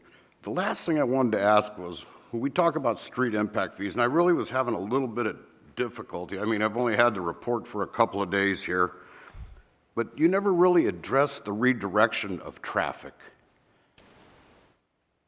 The question would be, we have an example is here in Lompoc that happened. Somebody was looking at putting a Taco Bell on one side of town. The project died because of the street impact fee, but nobody took the time to look and say, hey, we're not going to have as many trips going to this side of town because we'll have a Taco Bell here. It was just all generated by what Taco Bell was going to do there, not what it was going to take away from there. Is that included in your study? I would like to address circulation, because that was even touched upon a little early when there was comparisons with other cities. Your old report, and I'd like to point out that the impact fee for a single-family home in the old report was $24,000. So in other words, your existing impact fees for any homes that are currently entitled is $24,000. Let's look down at commercial retail, $28,746. I would agree with you. It would be very difficult to build a Taco Bell under those circumstances. So now in the future, these impact fees identify a single-family home as going up $11,000, but commercial goes down to $7.26. Now there's a reason for that. Back in past years, when impact fees were calculated, and I did the same thing 20 years ago, we looked at one thing called the Institute of Traffic Engineers trip end generation report. Now this is just a trip end. So in other words, I'm in a parking lot of a Taco Bell and I step out. Yeah, we have to record it. Oh, okay. Okay, I'll go right and left then. Okay, so I'm here in the lot and I drive my car out. I created a trip end.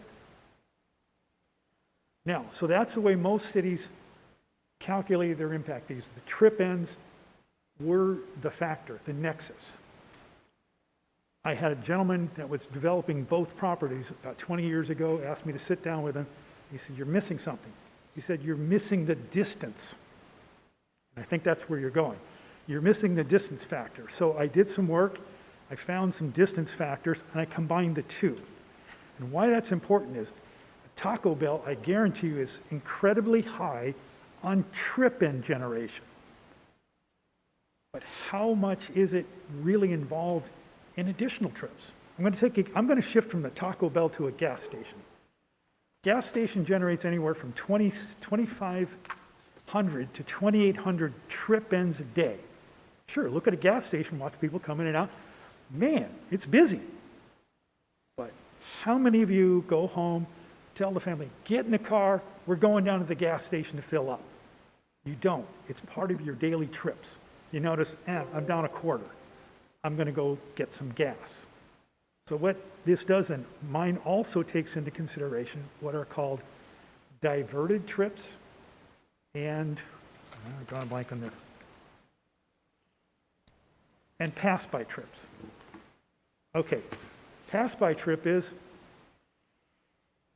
you're going home, from work and I need gas. So on your normal route,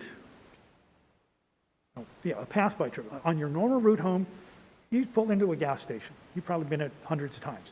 And then you go home. What did you add to it? Nothing. You just pulled off into private property and went back on. So your normal, it would be the same thing as if you just drove home. So how much impact did that gas station really create? Virtually none. Then they have, pass-by trips. Say you get a call from home, bring home a carton of milk. And you're going along, but you don't like this grocery store that's on your trip, but you turn down the side street and go to one that you do like, but it's just a minor amount of a diversion from your normal trip. So again, it hasn't contributed that much. So I subtract for diverted trips and pass-by trips, and then combine those with the frequency and distance. So we're getting a whole factor in. So it changes it from trip ends. You'll note in my report, it doesn't say, I reference trip ends when I'm explaining it, but what we have here is trip miles. So a store or someplace that generates trips on its own, yeah, you're at home, it's time to go get groceries. So you get in the car and you go to the grocery store and you come back. That's a full trip. But a gas station really doesn't create much in the way of anything. The Taco Bell is very similar. They have a little lesser pass-by and diverted because there are some people that say, let's go to Taco Bell. So that's why you see a shift. And that's the big difference on why residential goes up, because the factors involved shifted some of it away from commercial, which was getting hammered with these heavy trip ends, to the properties that have lower trip ends. Again, remember, the trip end is the start and finish of a trip, but greater distance. That's why some of the industrial distances are quite a bit. You'll see for like business, again, if you need to go get a carton of milk, you're going to go to the closest store. But your job, how far will you go for your job? Quite a ways. So it's a total shift from the previous report done by the previous consultant to recognize pass-by, diverted trips, and includes the distance factor. So I think what you're pointing out is addressed in here. And that's why you see commercial dropped significantly from what was it, $28 a square foot down to about $5.70. So it should, under these impact fees, I think you would be able to get that Taco Bell in. Yes, it does shift it to residential a little bit, but residential's been getting kind of a free skate for many years because of that. They do create a little more. They don't really create a great deal in terms of revenue for the city. The property tax, what do you get out of that? Not much. Maybe, 7 to 11% of the 1% they pay, if you're lucky. What do they generate in sales tax? 150 a year average, maybe 200 a year here, because you're a pretty inclusive city. So it takes all of those factors in. So it's a shift from the old report, I will admit. But I think this is fair to the various land uses in general. Councilmember Mosby. So actually, our current study has a way of dealing with peak hour trip charges. And then going back, it was about $5,000 down to about maybe $3,000 per peak hour trip charge. So they do have a modification, not just a square footage charge. Once they do a traffic study, then they can derive that number and then extrapolate. In the case of Taco Bell, they felt there was 100 new trips. I think it was a $2,400 charge per time, so they needed $250,000 just street impact fee alone. So that's kind of sent Taco Bell saying adios. Significant. I think all of us would make that decision. And my challenge was how many of those were passed through or redirected trips, as you just called it something a little different, but much the same. My question is, in some of these fees that are in here and charging to new development, currently is being collected in the monthly fee itself. So, Give me an example. Solid waste. Okay. Currently now the replacement of the vehicles is integrated in the monthly charge. Sure. So in this case here, you would have them buying a trash receptacle and a trash truck. Correct. So they would Because be paying, they're creating a need for those. well, they'd be paying for 2 trash trucks because the monthly fee also has a payment of a trash truck. Monthly fee has the purchase of replacement trucks. Well, since we financed the debt, it's the current truck, so. Well, that's what I'm saying, is all of you sitting here, you have your own barrels, you've paid for trucks, they come, and all of a sudden somebody builds 200 homes. Enough development occurs that needs the purchase of a new vehicle. I'm sorry, but I don't see why you should have to pay for it. And they pay for it one time, and it comes into, it's excess, it's not excess, it's new capacity. And then what happens is the city then takes it on and puts money aside to replace it. But again, it applies to refuse, it applies to every single thing. That's the city, the existing level of service, it is what it is. Some of them I'm sure you're happy with, some of them I'm sure you wish you could improve. But they are what they are, and I hate to use that phrase, but they exist today at that level. And these impact fees will maintain those. You start dropping impact fees left and right that are important, and that puts the burden back on the existing residents. So new barrels have to be purchased. Once they're in there, the city has to replace them from that point on. They get worn out. So that's what your utility for refuse payment involves. The operational cost and replacement of equipment. And I don't have any problem purchasing the barrel. It's just when you're buying 2 trash trucks, I have difficulty with that. And that's, my eyes, is a double form of taxation. In our past report, we didn't do that. So that's something new and a little more creative than I like to go down. Now, our roughly 18 years ago, it was about $6,100 was the impact fee for single-family residence. And then it was approved by the council at that time, and it blew it to about the $11,000, the mark that Councilmember Starbuck was talking about. So it's increased from roughly in 18 years. They moved to the number you're looking at, about $33,000 from $6,100. So it's a significant advancement in impact fees. Coincidentally, we saw almost no growth for that 17-year span in the community of Lompoc, where other communities were growing, 5 to 10 times the rate we were. Another question is when the community already builds a structure, already anticipating growth, the structure was grant funded, and you already have this built out, anticipating that it's already to size. How would you calculate that if it's already there? Well, first of all, they didn't, I didn't have too many of these facilities identified as grant funded. Swimming pool.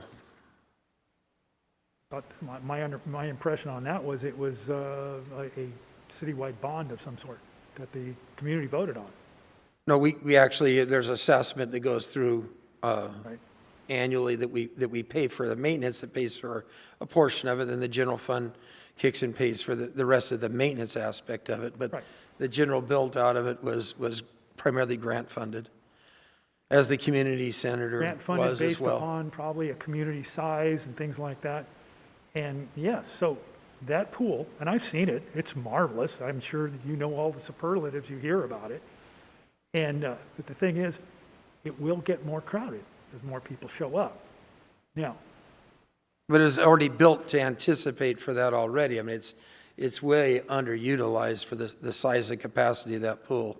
then that might be one impact fee that you choose not to adopt, but you could. So another one that we did, the city of Lompoc between 1966 and 76, they bought a couple hundred acres with grant funds, with county grant funds, with state grant funds. The parkland, known as River Park and River Bend Park, in anticipating it to be a regional park. At that time, the Lompoc and the community surrounding was planning on growth to about 196,000 people by the year 2020. So that's why you had this huge piece of land that was purchased Right. via grant funds, and that's why we have this high amount of open space. And likewise, that open space that is now open space was planned on parks. There was an 18-hole golf course that was going to be built and stuff. But in that case, you're looking at parkland acquisition was one, and development, which is one of our largest fees that you have extrapolated out here. The open space one? Absolutely. Open space and parkland acquisition.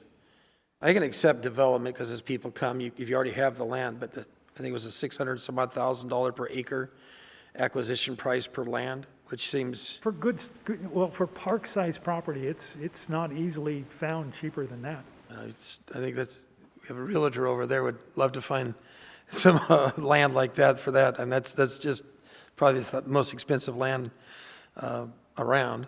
But the fact that we have a surplus already anticipated for that growth component, it's another one of those items that was purchased planning for expansion already. But I think, we could shift a lot of the acquisition. I don't really think we need to acquire more. In fact, the comments have made more than once. We're kind of really heavy on that aspect, and it's an expense to the general fund to maintain. So it'd actually benefit to us if we get development, get property tax to help with the maintenance aspect, rather than acquiring, I think it's 24 acres more you anticipate with the growth aspect. If you wanted to maintain the existing level of service, if you think the existing level of service with additional population is still adequate, then that's a policy decision. But we have vacant land already sitting there waiting to develop, vacant parkland waiting to be developed. One was a tennis court and a bunch of items that are on the docket that never got finished. Mr. Ishiwata told me some of the projects that are hoped to be developed in the future. Well, you said there was an 18-hole golf course at one time, so that this land's acquired already. Right. So I think in this case, it's already in the kitty.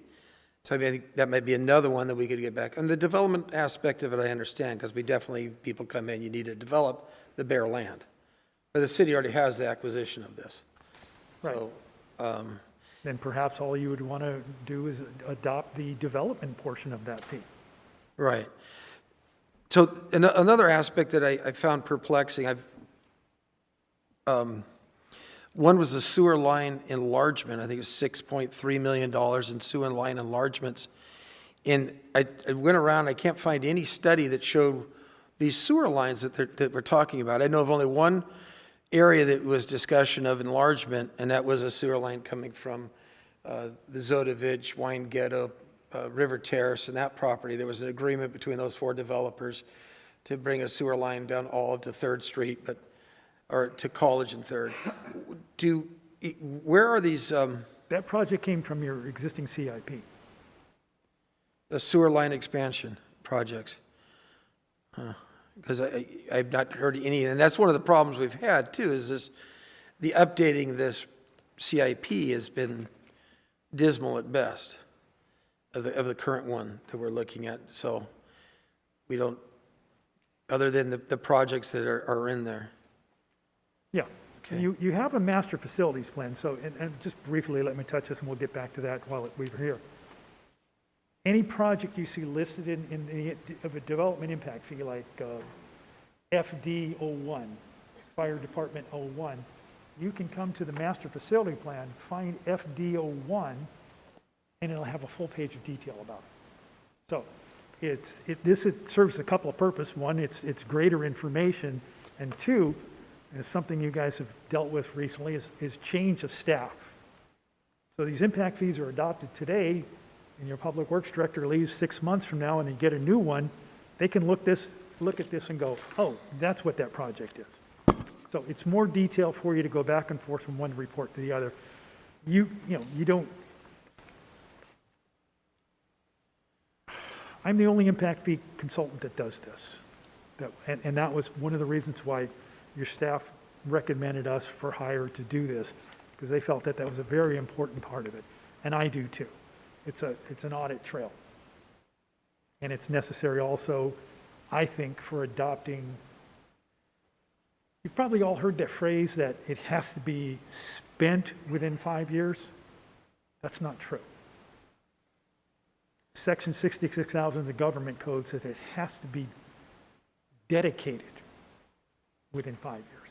So in other words, you're collecting money for a community center, and after 5 years, you've got enough for a 900 square foot expansion. That's silly.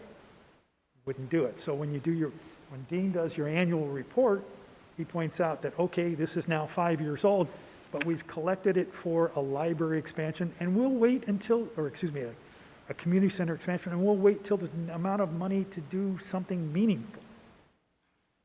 So don't worry about this 5 years, it has to be spent in 5. That's not true. It's simply not true. It has to be dedicated within 5 years. So I'll take you to water right now. I see where the sewer line aspects are. A lot of these sewer lines were claimed before to be replaced because they were 100-year-old sewer lines, so there was the 11.8 miles. But it seems to me like there's a lot of it being charged to growth that really isn't in the older area of town, which isn't where our anticipated growth is. So it seems to me that the nexus of that is probably stretching that at best. But getting to water, I mean, you estimate our daily water usage per household to be, I think it was 544 units per household? Correct. So Let me look. I think the closer number per household is probably 160 to 170.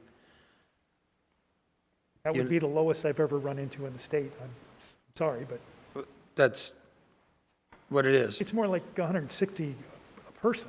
No, I mean, if you look at the city manager report, you would see that, you know, we're one of the lowest around, was it averaging 58, 60 units, or 60 gallons a person per day type of thing. So we've done a lot of this conservation already. We've low-flow toilets, the whole 9 yards.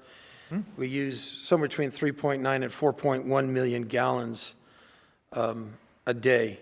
Right. And I would encourage you to consider doing an updated sewer master plan and a water master plan. Because these are the data, this is what the data was available, but it definitely needs to be updated. Yeah, that's what, you actually double the number that they used in the original report on the amount of household water usage. And currently, right now, we can make about 10 million gallons of water a day. We use about 4.1. So we're already about 2.5 times capacity. And the recommendation here was to drill 2 more wells. And these wells are somewhere between 3.5 and 4 million gallons a day of water. So we would increase our capacity. I think 18 million gallons was what was anticipated here. The old report anticipated us using about 1.2 million gallons more a day. So it seems like in our case right here, there are some things that aren't completely connected with what the reality of Lompoc is, which concerns me. Your water supervisor thought that the 2 wells was important for having enough capacity, a little bit of, I'm sorry, what they call extra capacity at any given time. We're at 2.5 times right now already, so I think we've already built out that way. And some of the bonding aspects of the facility, I completely support the bonding aspects that we've already built out and the buy-in of that. But we're already at, where we are. We're 2.5 times, and we're looking at adding another 8 million gallons a day of water. The plant itself won't take that production. So it just seems there's a couple other items that are in there that do that as well. One was the traffic, I think you identified, with Sandag, with San Diego, and Lompoc. We're not close at all with, like, vehicle miles trip to industrial. You have a 9-mile mileage. You have a hard time in Lompoc to drive 9 miles anywhere and not get outside of town. So our vehicle miles traveled is well reduced. It's the best distance factor I can find, that I've found on the internet anywhere. It's used in other cities, other counties. Without it, I can't do the distance and frequency model. So you're not a San Diego, I get that, but proportionally between distances, it tracks. And I'm not trying to tear you apart here. I'm just saying that in this report, there's a lot of connections. I understand that there's a nexus that you're putting together and a proportionality that you're putting together, and I can appreciate that. But it seems like maybe it was because of the COVID that it was very difficult to get together with staff and really get into the nuts and bolts in here, because some of the numbers really seem, overinflated to some level. I think one that becomes very perplexing is the fire station. It's a large fire station that was requested here, of which 25% is to be paid for by development. But 75%, I don't know where we're going to get that money from. General fund? I can address that. Right now, you will need, at build-out of the existing city limits, you'll need 25% more capacity of a fire station somewhere. But you won't get the other 75% until you annex, or your general plan changes and a lot of densities are increased.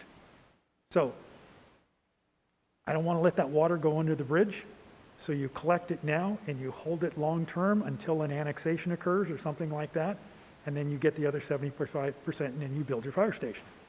But that's all we can add to development right now is that 25%. We can't tag them for the whole station. So you're right, your fire department's right in a very awkward spot in terms of fire demand. They are going to need a third station some point in the future, but right now we can only get 25% of that from the existing city limits new development. Well, my question on that would be like, Santa Maria built 2 stations, each for about 2.2 million each. And they staffed for their growth and development. They're Station 3 and Station 5 in Santa Maria. So it wasn't a $8.6 million station here. And I think if we did that and we went to that size, you probably could maybe get to rationalizing that whole station could be paid for growth and development. Otherwise, we're going to sit something, even if we did develop, where are we going to get the other 3/4 of the money? Or you just sit here in need and you can't do any of the development?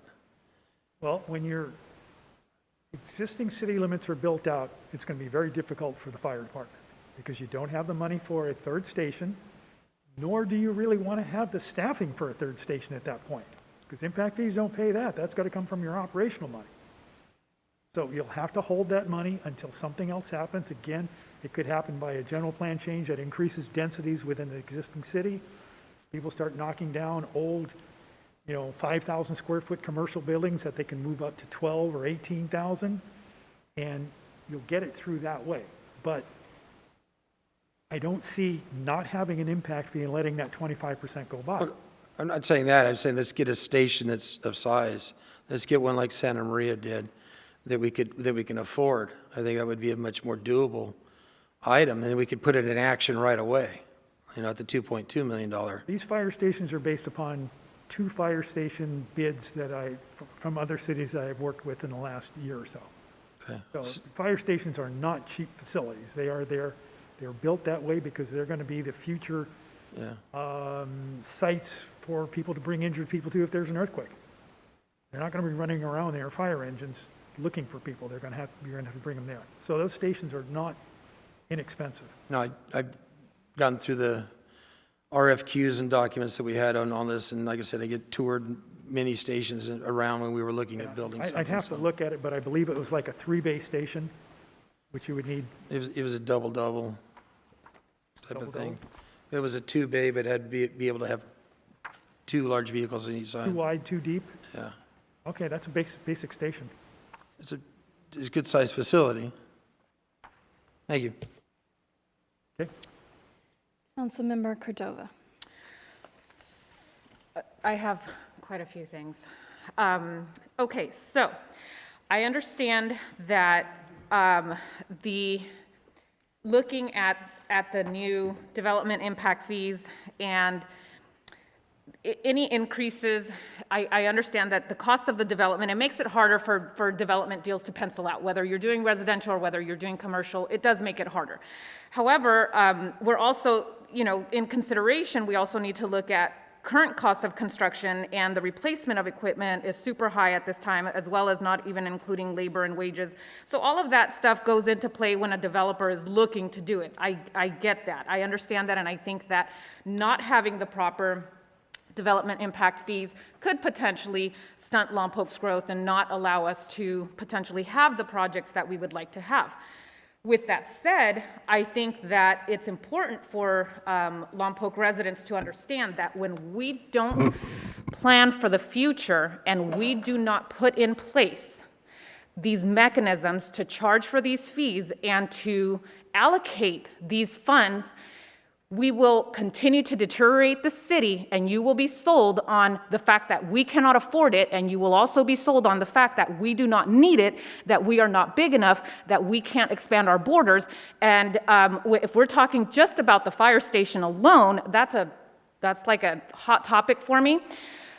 Because if we're going to compare it to Santa Maria we have two stations, one that is a home that was retrofitted to be a fire station. Number two, one that is a main one that needs to be retrofitted because of issues within the structure itself. And so not planning for a future fire station, whether we think it's too big or is to me is irresponsible for the residents of this community. So I think that one of the questions, and same goes for the police department, because at some point in time, I feel like we've already outgrown that space, and at some point in time, we need to plan for the future of that, which is included in here. Now, I'm not saying that I agree with all the fees, and I'm not saying that doesn't need to be vetted, but what I'm saying is that simply saying that we don't need that we need to remove that, or do we need to have that, is irresponsible for the residents of this community, and it's not in their best interest. In addition to, Councilmember Starbuck mentioned something early on, and he said, well, do we really need to have all 11 of the major sections or categories, if you will, of capital improvements? I've looked at these. I've lived and breathed these documents, all of these documents, since Thursday when Stacy handed them out. I'm on my 5th day, my eyes are crossed. I've read every page. So here's the thing. I don't think that we need to eliminate any of those 11 elements or sections. I think that maybe we need to look at each of those components within those sections and determine whether those are elements that we still want to have, that we still need, or that we, are charging too much for or too little for. And so that needs to be looked at.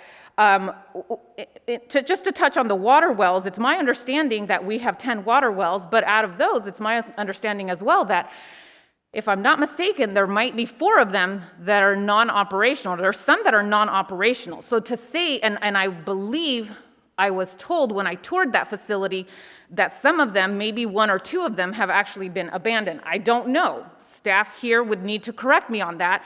However, I will say that to say that we won't need to in the future, again, is irresponsible if we're not considering and we're not really looking at what we actually have and what is fully operational and what is not.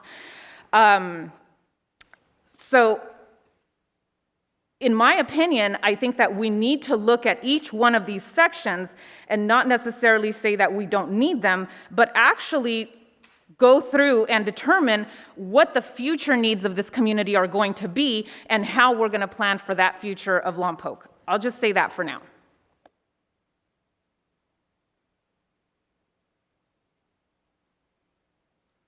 Councilmember Vega. Yes, sir, you're getting more than you asked for, huh, for a couple of questions, huh? Okay. So, pretty thick-skinned. The mentality for the time frame that we've spent on council was to make sure we had the money to invest in our city, because there were a lot of deficiencies in the city in our budget prior.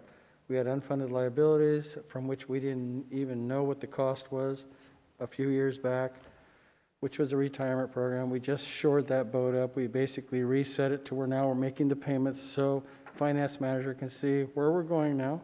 Now we feel good about making the payments and sticking to it. So now I feel that it's time to build our city to a point within reason, because I see the envelope that we have being off the beaten highway, the 101 freeway. We're kind of are impacted by lack of growth, lack of zoning, lack of spare land where people want us to go up, just as you stated, for density, and that's the only way we're going to get our money here. Infill lots not going to work. What we do is we need to have our jobs and housing imbalance corrected so that we can figure out where we're going. So impact fees, from what I look for, are also they're a way of stabilizing utility bills also for the existing residents. Okay, so I'm a real estate broker here in town, and I see that the infrastructure is there, so we don't have to have continuous rate hikes for the infrastructure that needs to be built out for the future. The issue that I've had before was there was always a question mark whether we could afford something or not. It wasn't about the fact that we wanted a fire station or we needed a police station. It was the fact that we were wondering if we really had the money because different personalities present it different, okay? So we're in a point right now where I think what you're stating, these are the fees we can charge. We figure out whether, where we're going to go with these fees to make it normal and still be an economic hook here for people that might want to come in. The way I look at impact fees, if you take them completely out of the equation, you may get a development that maybe you don't want here, okay? Just because you got someone to build it here, they may not be a positive attribute to our city. For instance, you gave me this little work thing you gave me, and I haven't even let you finish yet, you know, a 20-unit hotel, okay?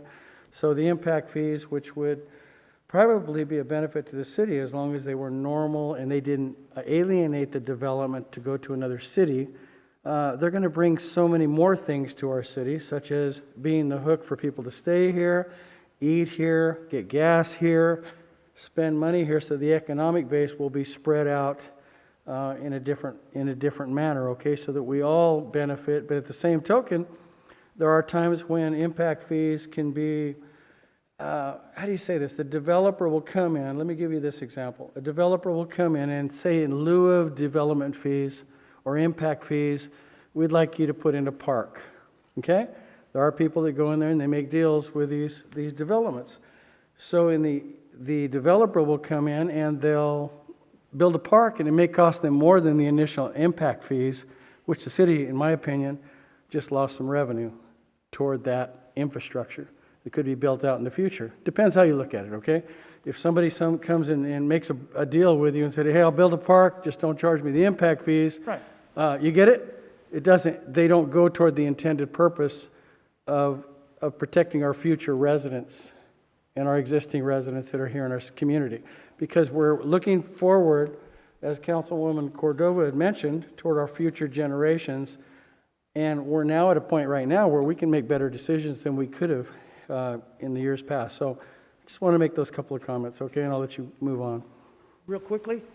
Yes, if someone builds a park, they get credit for that. So you see the list of projects in here. No one developer is going to be required to build the police expansion. No one developer is going to be required to build the fire station. But if there is a project in here that's required as a condition of approval, and they build that project in here, they get a credit for that. So that you would calculate what their impact fees, and you would subtract, like in your case, you would calculate what the park impact fees, subtract what they built, what it cost them to build that park, and then if there's any difference, they may owe a little bit more. Maybe they should have built a 3-acre park and they built 2.5, and the rest is done in cash. But definitely you get a credit for anything you do that's on this list.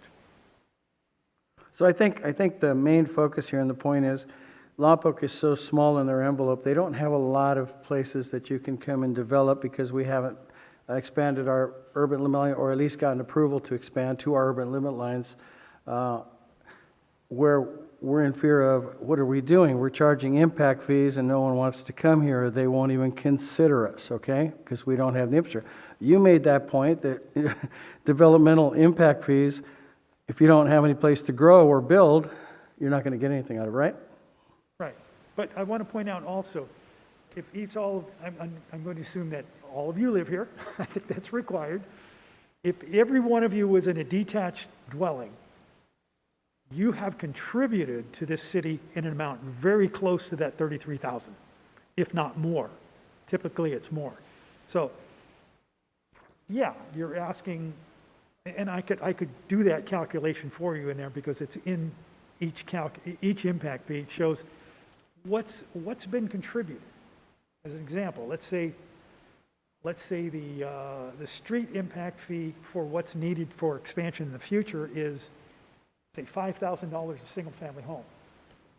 But let's say we also take, because I do that, I take the existing assets and the replacement value of that, and suppose that came out $4,000.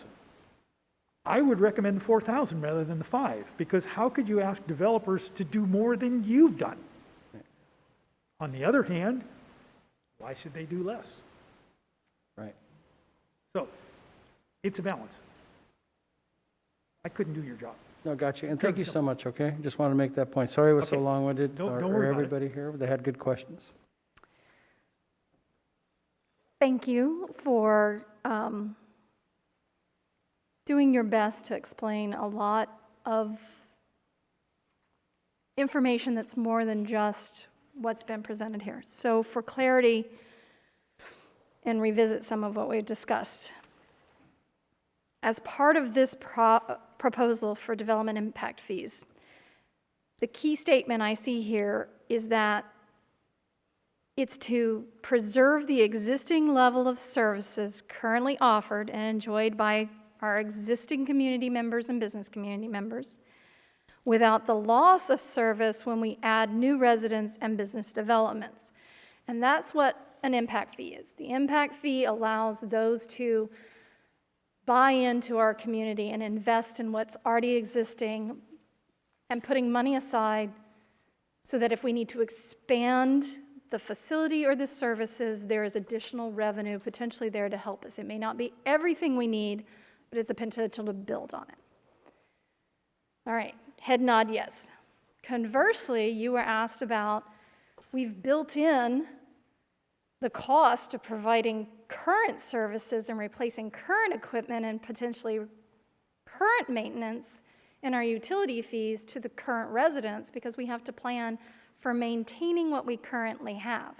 Two separate things. Absolutely. So once you're bought in and you're a new resident or you're a new business, you now also pay into those fees through your utility rates in order to maintain that potential new piece of equipment or that street that has been added. And it's an expectation of ongoing investment now that you are now a new member.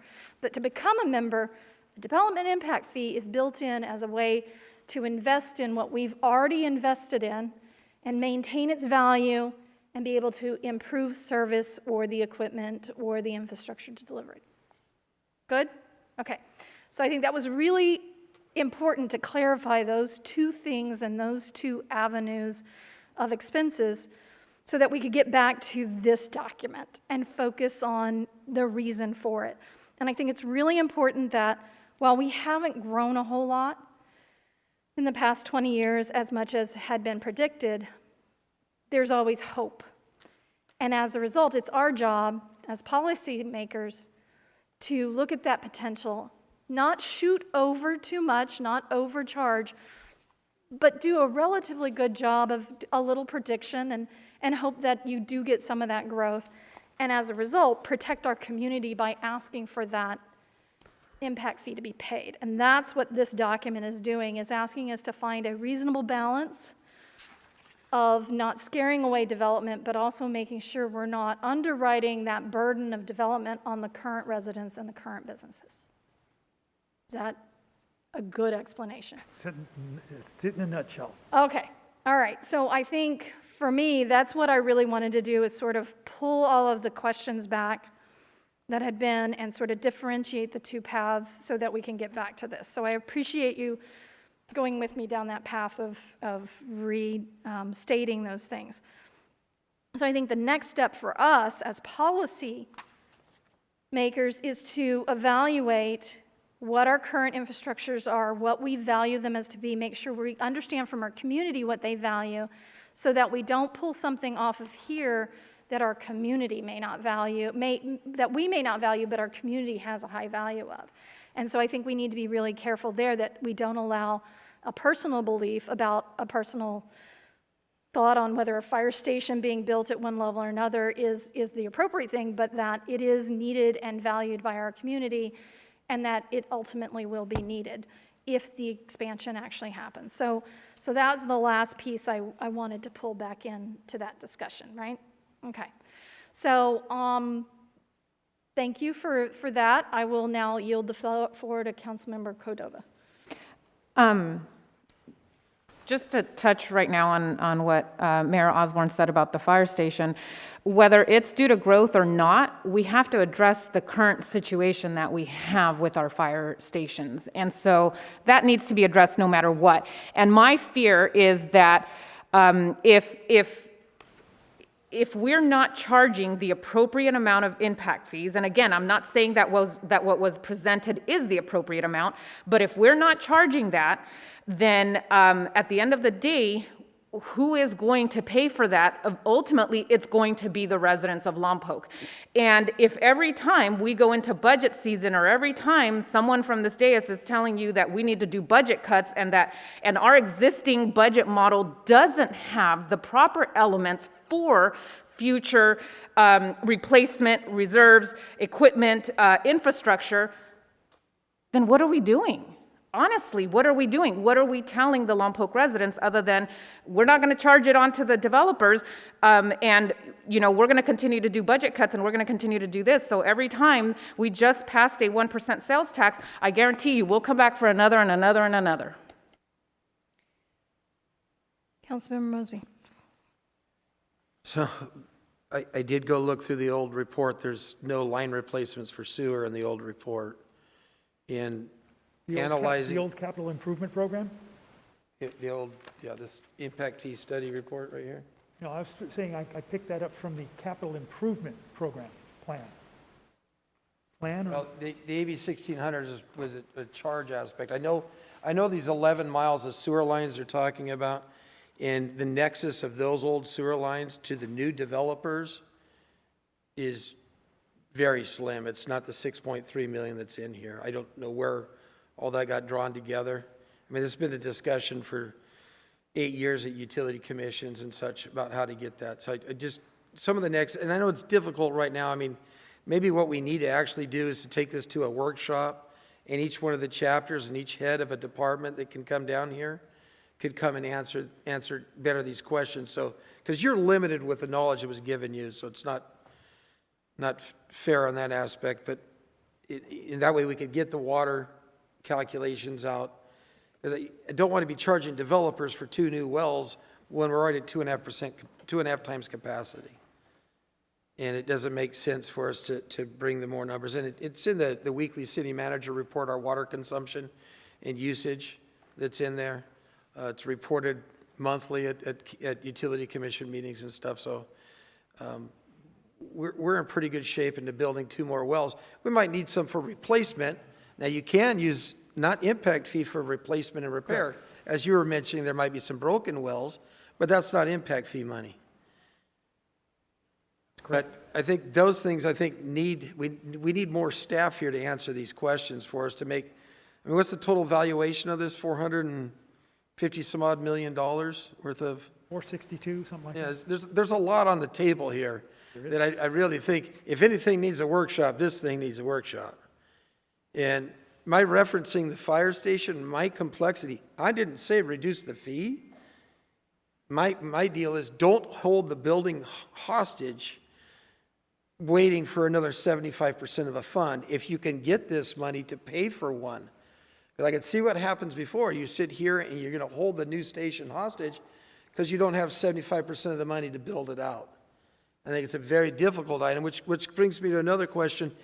If there's an anticipated general fund match with a project, or another match coming from the city, shouldn't the city have to allocate and pay that and set it aside annually if we're asking developers to set money aside as they progress through anticipated growth? Not in equal amounts, no. If you're collecting money for, say, street projects, as soon as you have enough money to do one of them and it's the amount, you can do that. Well, let's just say a street project was 30% funded by Councilmember Vega's project and 70% funded by general fund. He puts all his money on the table, yet the city hasn't collected their 70%, so that money sits there and sits there and sits there. But it's an anticipated project to be built out. Obviously, if it's his impact, then it needs built out to the benefit of his project. Sorry, you lost me a little bit there. So he's building a main street that's going to that project. Right, his hotel. Yeah, so it's anticipated that 30% of the impact is by the hotel. And 70% needs to be 30% of the new impact? Yes. Okay, that's kind of super. Well, 70%, yeah, he pays all of his impact, the new impact that he has. The other is impacted by the existing developments. which the general fund should be supporting. So if his money's all in the kitty, when does the city have to pony up its 70%? When you do the project. So if we drag it on for 15 years and his project is suffering because the city never brings its money, its 70% forward.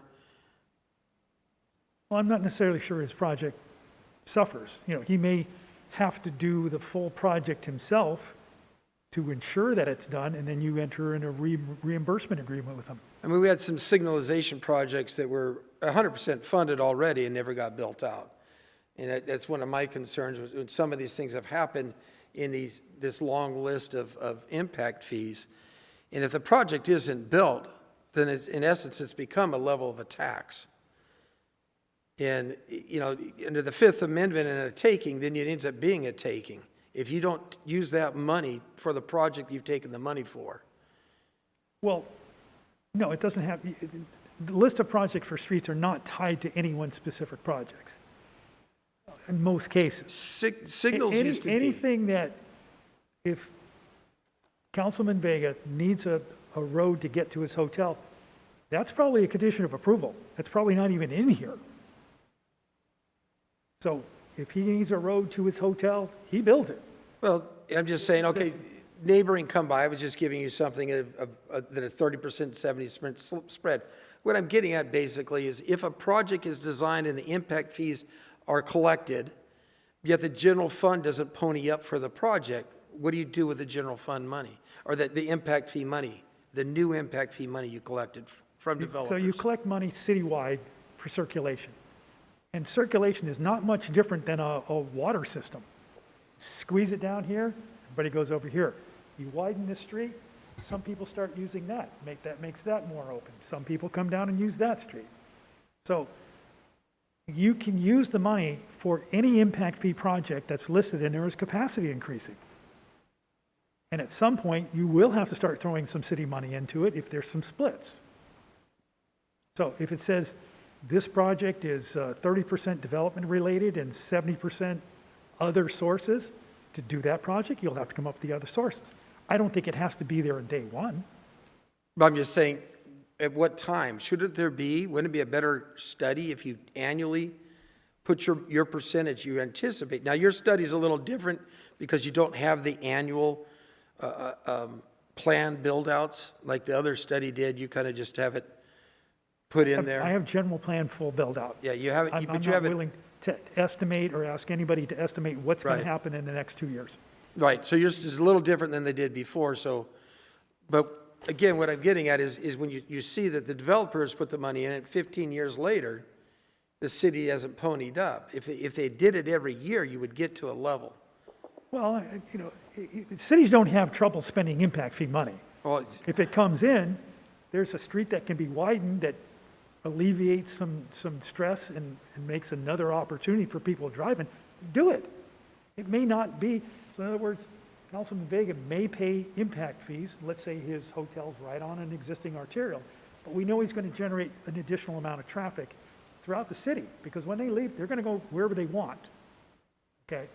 So there may not be a project within 200 yards of his property, but he's putting people back on the street. So when people are drawn here to come to the hotels, to see the town and everything, they're going to go drive around the town.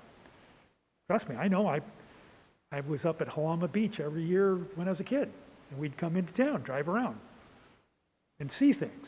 He's absolutely right. So there doesn't need to be that money sitting around in the general fund unless the city goes, okay, this is the project we want to do now. It's a 70-30 split, so we have to come up with this money to add to it. So in other words, when he pays his money, it's not sitting there waiting for something that's specific to him. It's going to do something in the city to increase capacity in the street system. Because right now, you don't have a great deal of capacity. You have a good handful number of 4-lane arterials, a couple of 6 in a few places. I think we have one street that has a low-level LOS on it, really. I mean, the one H and Centrals are only D-rated or D-plus Right, rated and you've got a number of streets that are forced to serve as collectors, but they're not collectors. So you need something. So what happens when you anticipate a project and they can't, and the city is charging for it, and then they decide not to do that project? But they've collected money as the whole pool, and you're a percentage of the whole pool. Well, we do that when we do updates. We may remove a project. We're not giving any money back to anybody because that money's then used for viable projects that are expanding capacity. I mean, so as an example, you have the Central Avenue extension on here that was taken off before. That was taken off probably 8 or 10 years ago. And you guys got it back on, a $150 million project. Right, only 3% is attributed to development. Sure. But it's a big percentage of the street impact fee. It's a big ticket item, yes. Yeah. So if that disappears, but you've charged the people for it, you say it's okay just to redirect the money somewhere else? Something that large, I would expect you'd call me and we'd redo the impact fee. Yeah, they do redo, and they did the last time, they reduced the impact fee. But my concern, like in the case I'm getting at, is if in this, the impact fee that we're on right now, not the new one that you designed, we had a North 8th Street improvement that we'd been charging people, a significant project, and now it's gone. It's not even in the books anymore, but it was 40% of the street impact fee. Right. It's just disappeared. Was the project not completed? Never built, never done. Okay, that money went to something else and that was capacity increasing on that list. Trust me, you're not going to collect enough money to do everything that's on the list. These projects tend to be underestimated. Nobody can, it's not of a engineering bid quality estimate. It's a broader estimate, which is fine for impact fees. They don't each require an engineered project sitting on the shelf rolled up to be done. But, so what I'm getting at is that impact fee charge that developer could have been, if that project wasn't on the list, would have been reduced by 40%. That's what I'm getting at. So that impact fee was a larger percentage on a project that didn't truly have a true nexus to the growth. It was because planned, you had a 40% at the time. Yeah, but that project was wiped off the list. The 8th Street project. Yes. The 8th Street, third lane on the northbound 8th Street bridge is no longer on your list. Okay. Developers have been charged for years for that project.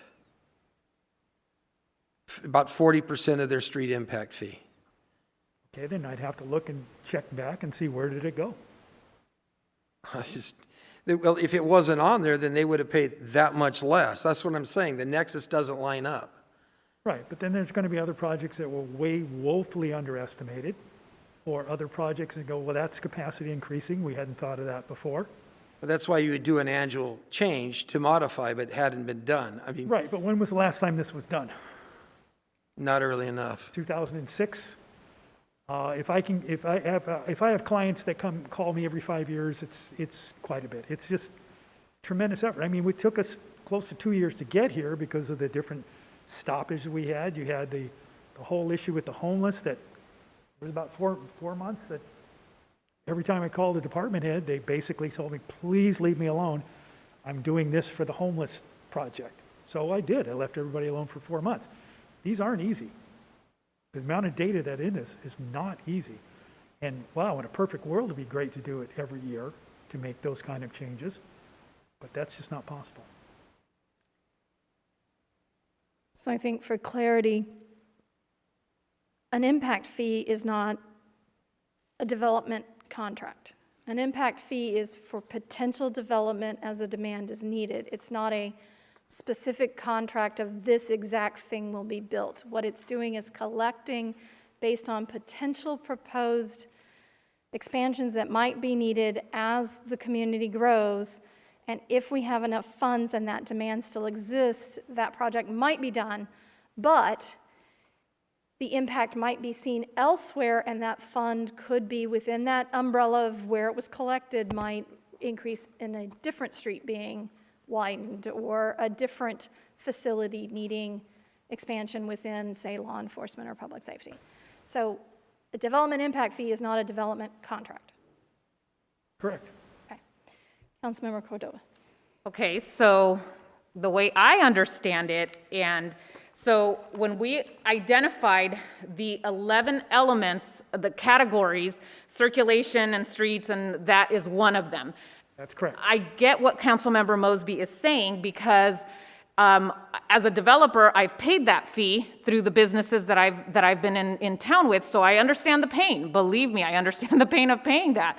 However, I think the answer to the question is that within those 11 elements of projects that have been decided on by staff, consultants, that have looked at what the needs of the future of Lompoc are going to look like if we were to build out from our general plan everything that we have in mind, there is a list of components within those 11 elements that have been identified. So when the money comes in and we're taking the fee, as Councilmember Mosby said, we've identified the expansion of the H Street third lane. However, if that goes away, the money stays in the pool of circulation and road. Is that correct? That's more correct, yes. Okay, so it's important for us to know that and to understand that, because I had to like literally, and then I came in and I kind of drilled Dean about it, and he helped me to answer my questions. Going back to the point which he brought up himself, going back to the point that it's my understanding that this document, the capital improvement program, was done 18 years ago, correct? And it specifically states in the master facilities plan that it needs to be updated every so often. So who fails? Who fails the community? Is it the consultant? Is it Dean alone? Is it staff alone? Or is it this dais also, by not ensuring that we're coming back and we're looking at this and we're saying, like Councilmember Mosby said, you know, maybe we need to put together a think tank and say, okay, are these the list of things that we need to look at right now? And if this was developed 18 years ago was a lifetime away, and there could be some elements that could be eliminated, as Councilmember Starbuck mentioned, that maybe don't need to be there anymore, and some that have already been eliminated, according to what Councilmember Mosby is saying, from the elimination of the H Street third lane. So that is what I think is very important, is that we need to take responsibility and say, okay, we can't let it go another 18 years again. But every time, like you just mentioned right now, every time you called staff was overwhelmed with other stuff going on, COVID being one of the biggest ones today, right? But every time we cut that budget and we do not make proper allocations for the future replacement and reserves, we're basically cutting off our own arteries and in looking at the future and expansion of Lompoc. So when we're understaffed in these departments, how can we just say, oh, well, there's one person in that department that's got to put all this together? So it has to really, in my opinion, it has to be a very, very well thought out plan, not just financially, but also when we look at operationally, how do we operate as a city? If I may just defend staff for a second, not just this staff, but staff everywhere I work with. I've worked with about 20% of the cities in the state of California in my career. And when cutbacks occur, what happens? First off, typically maintenance. Maintenance just disappears. Like the amount of maintenance that's necessary just drops. Secondly, the ability to plan. Because now all of a sudden someone whose job was department heads, and I go back, I'm probably the oldest guy in the room. When I started in local government, I worked in 4 cities first. And there were, in a typical city, 7, 8 department heads. Finance director, human resources director, that's kind of gone away. Assistant city managers are kind of gone away. And what's happened is that operational work keeps pushing up. And your staff, and not just this staff, but everywhere I go, I bleed for them. Their ability to sit around and just plan and think about the future, think about how they do things. Is there money to buy this new technology that might save some time? Probably not. So I think in some respect, all of us get better government than we deserve. So just a little pitch there for that is that most cities are really struggling with the ability to plan, and these kind of documents are done when absolutely necessary. Thank you. I think that I don't see any more lights on, so I believe that we've probably asked a lot of questions, beaten you up for things that you didn't have any control over, and just for given information to work on. So thank you for your patience with us and for helping us begin this conversation. What I'd like to do is open the floor for public comment and then potentially bring it back to council for discussion as to how to proceed, given this is a lot of information to try and digest and figure out in one night. So we'll go to public comment.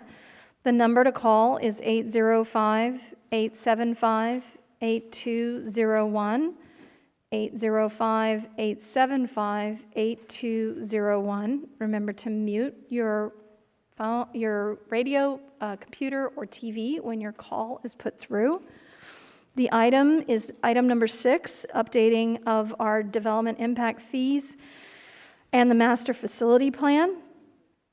Again, the number to call is 805-875-8201. Were there any oral communications written and sent to us? No, ma'am. Thank you. 805-875-8201 is the number to call for public comment.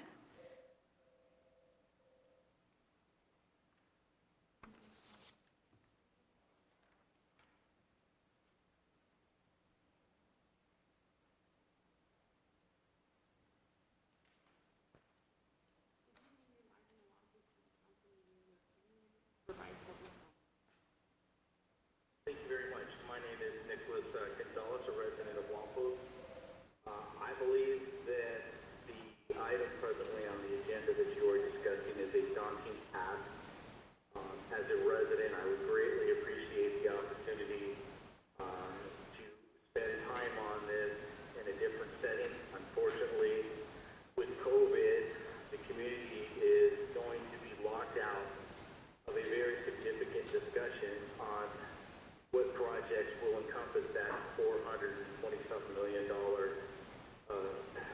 plan. And I think it would be a great disservice to not be able to have a significant amount of public input. So I would ask that you table this item to a future date and that you would consider some type of workshop where the public will be able to contribute to the discussion and also express concerns to needs and wants. Thank you. Thank you.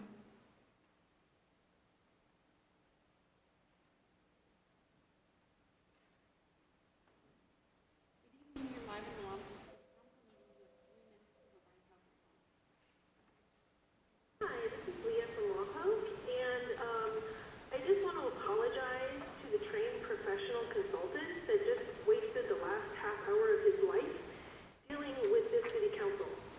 I'm sorry. Guys, it is not the impact fee that is going to keep businesses and homes away from Lompoc.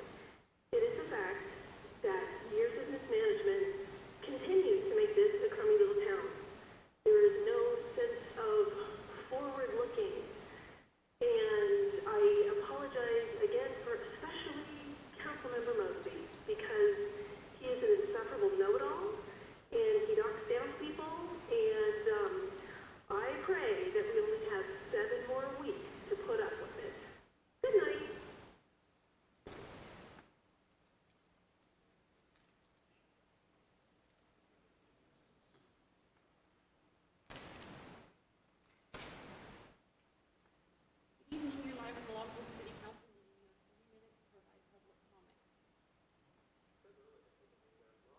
I am a Lompoc resident, and if there was to be new development, I would be okay with that, but I don't know that it's necessary. But if it happens, then I would not want to pay for a garbage truck for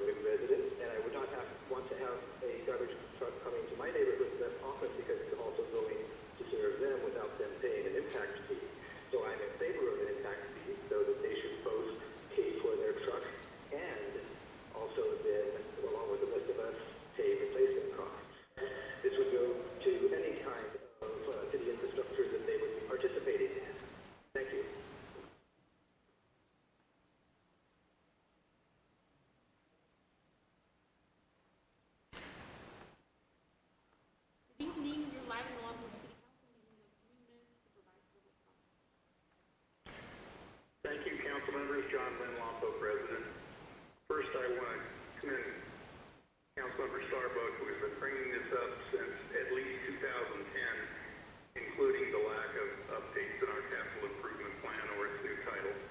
I think you all realize the same thing I did, that this 260 pages contains a vast amount of information, and frankly, I haven't had time to do all the background research, and I'm sure you're all the same way.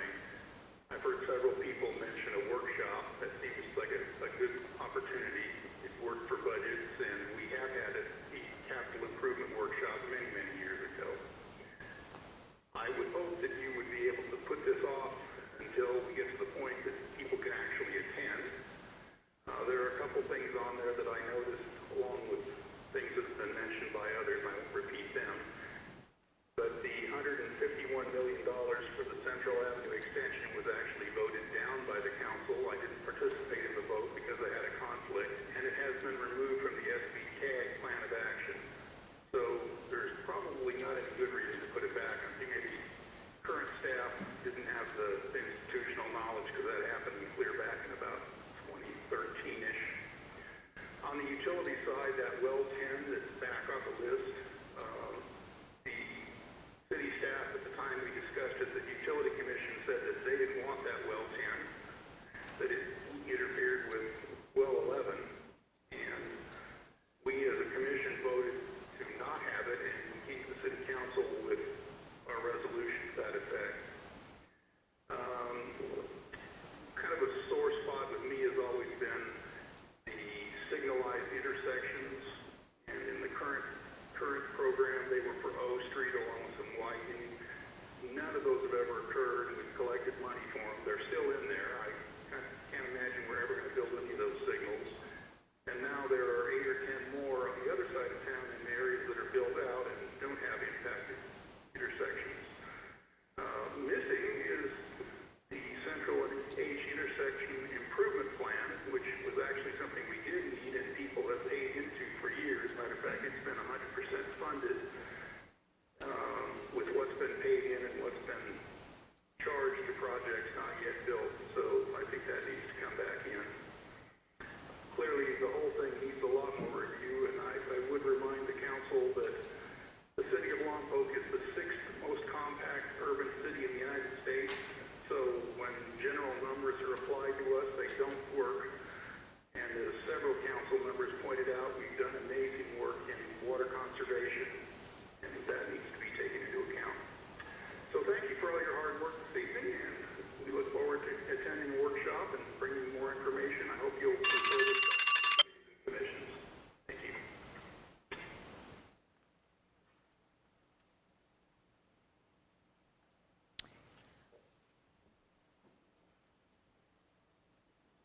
So one more time before we close public comment, the number to call is 805-875-8201. 805-875-8201, and remember to mute your phone, your computer, your radio, or your television if your call is put through. 805-875-8201.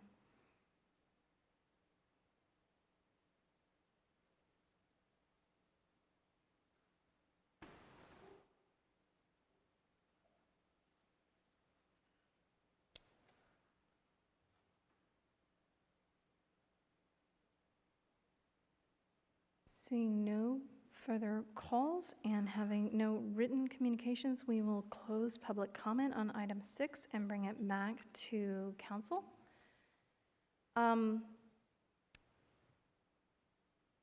This absolutely shouldn't be rushed. We should do this right, given it's been 18 years, so we should attempt to put together a reasonable plan to hope and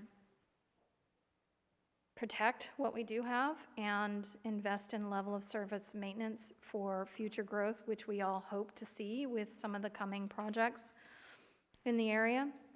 So there's actually 12 categories. My question to staff is, delaying this till we can have public meetings again, what does that impact on what you're doing? You know, how much of an impact does delay this have on staff needs. It shouldn't have any, it shouldn't have any impact. We've been doing it for 17 years now. So Okay, all right. just so you know, a city I was in was 30 years, so one of my past ones. So we didn't hit that level yet, so I'm glad we are moving forward. Okay. So, yes, a workshop would be nice. The other option, if we find that the COVID is an issue and not allowing us to have a workshop, at some point, we might want to revisit and potentially break it down to 2 categories per meeting and identify maybe the 2 departments that could be present as part of that discussion and have enough notification ahead of and take public comment for a longer window so that we notify the public rather than 72 hours that they're going to be on an agenda that, so as we get through this, if we see that COVID's going to prevent us from having a workshop within the next, say, month or 2, and it needs to come back and we need to at least begin addressing it, maybe suggest a schedule that would allow us to notify the public that in the next meeting 2 weeks from now, item 3 and 4 will be discussed in those departments, and so we will be accepting public comment for that period. So that would be my recommendation, is that we wait it out, if possible, to have a workshop where the public could participate, but that we not drag it out so long that we don't actually start addressing it, maybe if it's just little nibbles. Councilmember Cordova. I do agree with partial of that recommendation.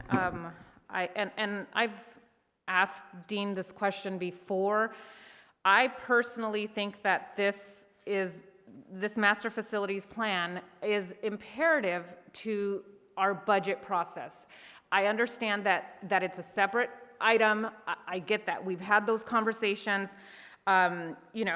We got this right now, which was the master facilities plan before Dean had put together this draft one, which if I'm correct, this draft never really was adopted or approved, but this is a replacement of this, correct? It's just less pictures and, Well, the one that is part of the report, the facility master, it only encompasses AB 1600 or impact fees. So Okay, right. this one here covers every funding.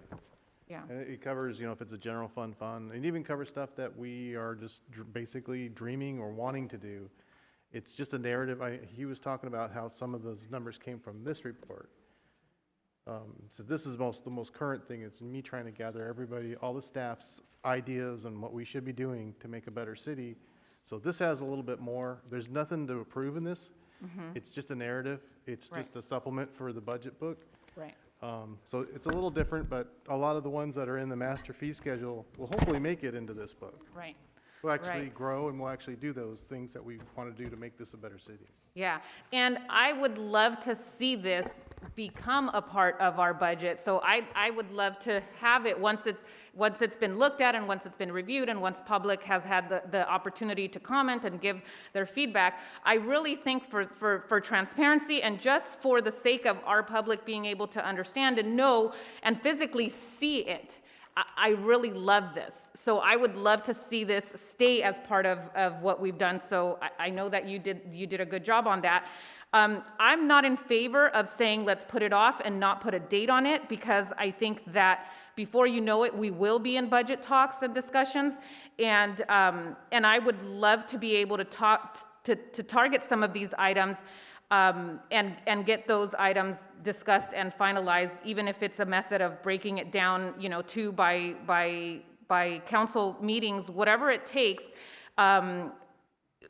I'm just not in favor of just tabling this and then us forgetting about it and Councilmember Starbuck having to wait another who knows how many years before he sees this come back again. So what if I proposed we give it through October to see if COVID has allowed us to lift and have a full workshop, but at the end of October, if not, we begin adding it to a council meeting at potentially 2 per council meeting as a way to move it forward? Does that help with some definition? Absolutely, I love it. Okay. There's the motion, there's the second. So what dates are you looking at? What's the last meeting in October? October 20th. The Okay. next meeting is November 4th, which has been canceled because Right. it is or, I'm sorry, November So 3rd. how about at the October 20th meeting, we announce that the meeting in the first meeting in November, which is the second meeting, we'll begin to do that if COVID hasn't been lifted. Does that work? Or you could have a special meeting in November. And we could have a special meeting, but at the last meeting in October, which is October October 20th. 20th, we announce whether or not we're having a workshop because COVID's been lifted, or we'll begin having meetings in the second meeting in November, beginning with 2 of them. That help? I'm getting great at this calendar stuff. All right, Councilmember Vega. Having the meeting integrated with council is fine as long as the agendas accommodate. I don't want us making rash decisions and asking the public to be here with long-winded presentations and agendas. So if we can accommodate that, or else just have a separate meeting. So wanted to say that. So we're not here all night and no one else is listening. Thank you. We'll leave it to staff to determine whether a special meeting is needed or it would fit in the regular agenda if possible. So that was my motion. I believe Councilwoman Cordova supports the adjustments I have made. All right, so there's been moved and seconded. We've discussed and noted concerns. All right, let's vote. And that passes 5-0. Any written communications? No, ma'am. Thank you. Your final 2 minutes for oral communications regarding city matters is open. The number to call is 805-875-8201. 805-875-8201. Remember to mute your computer, your TV, or your radio when your call is put through. 805-875-8201.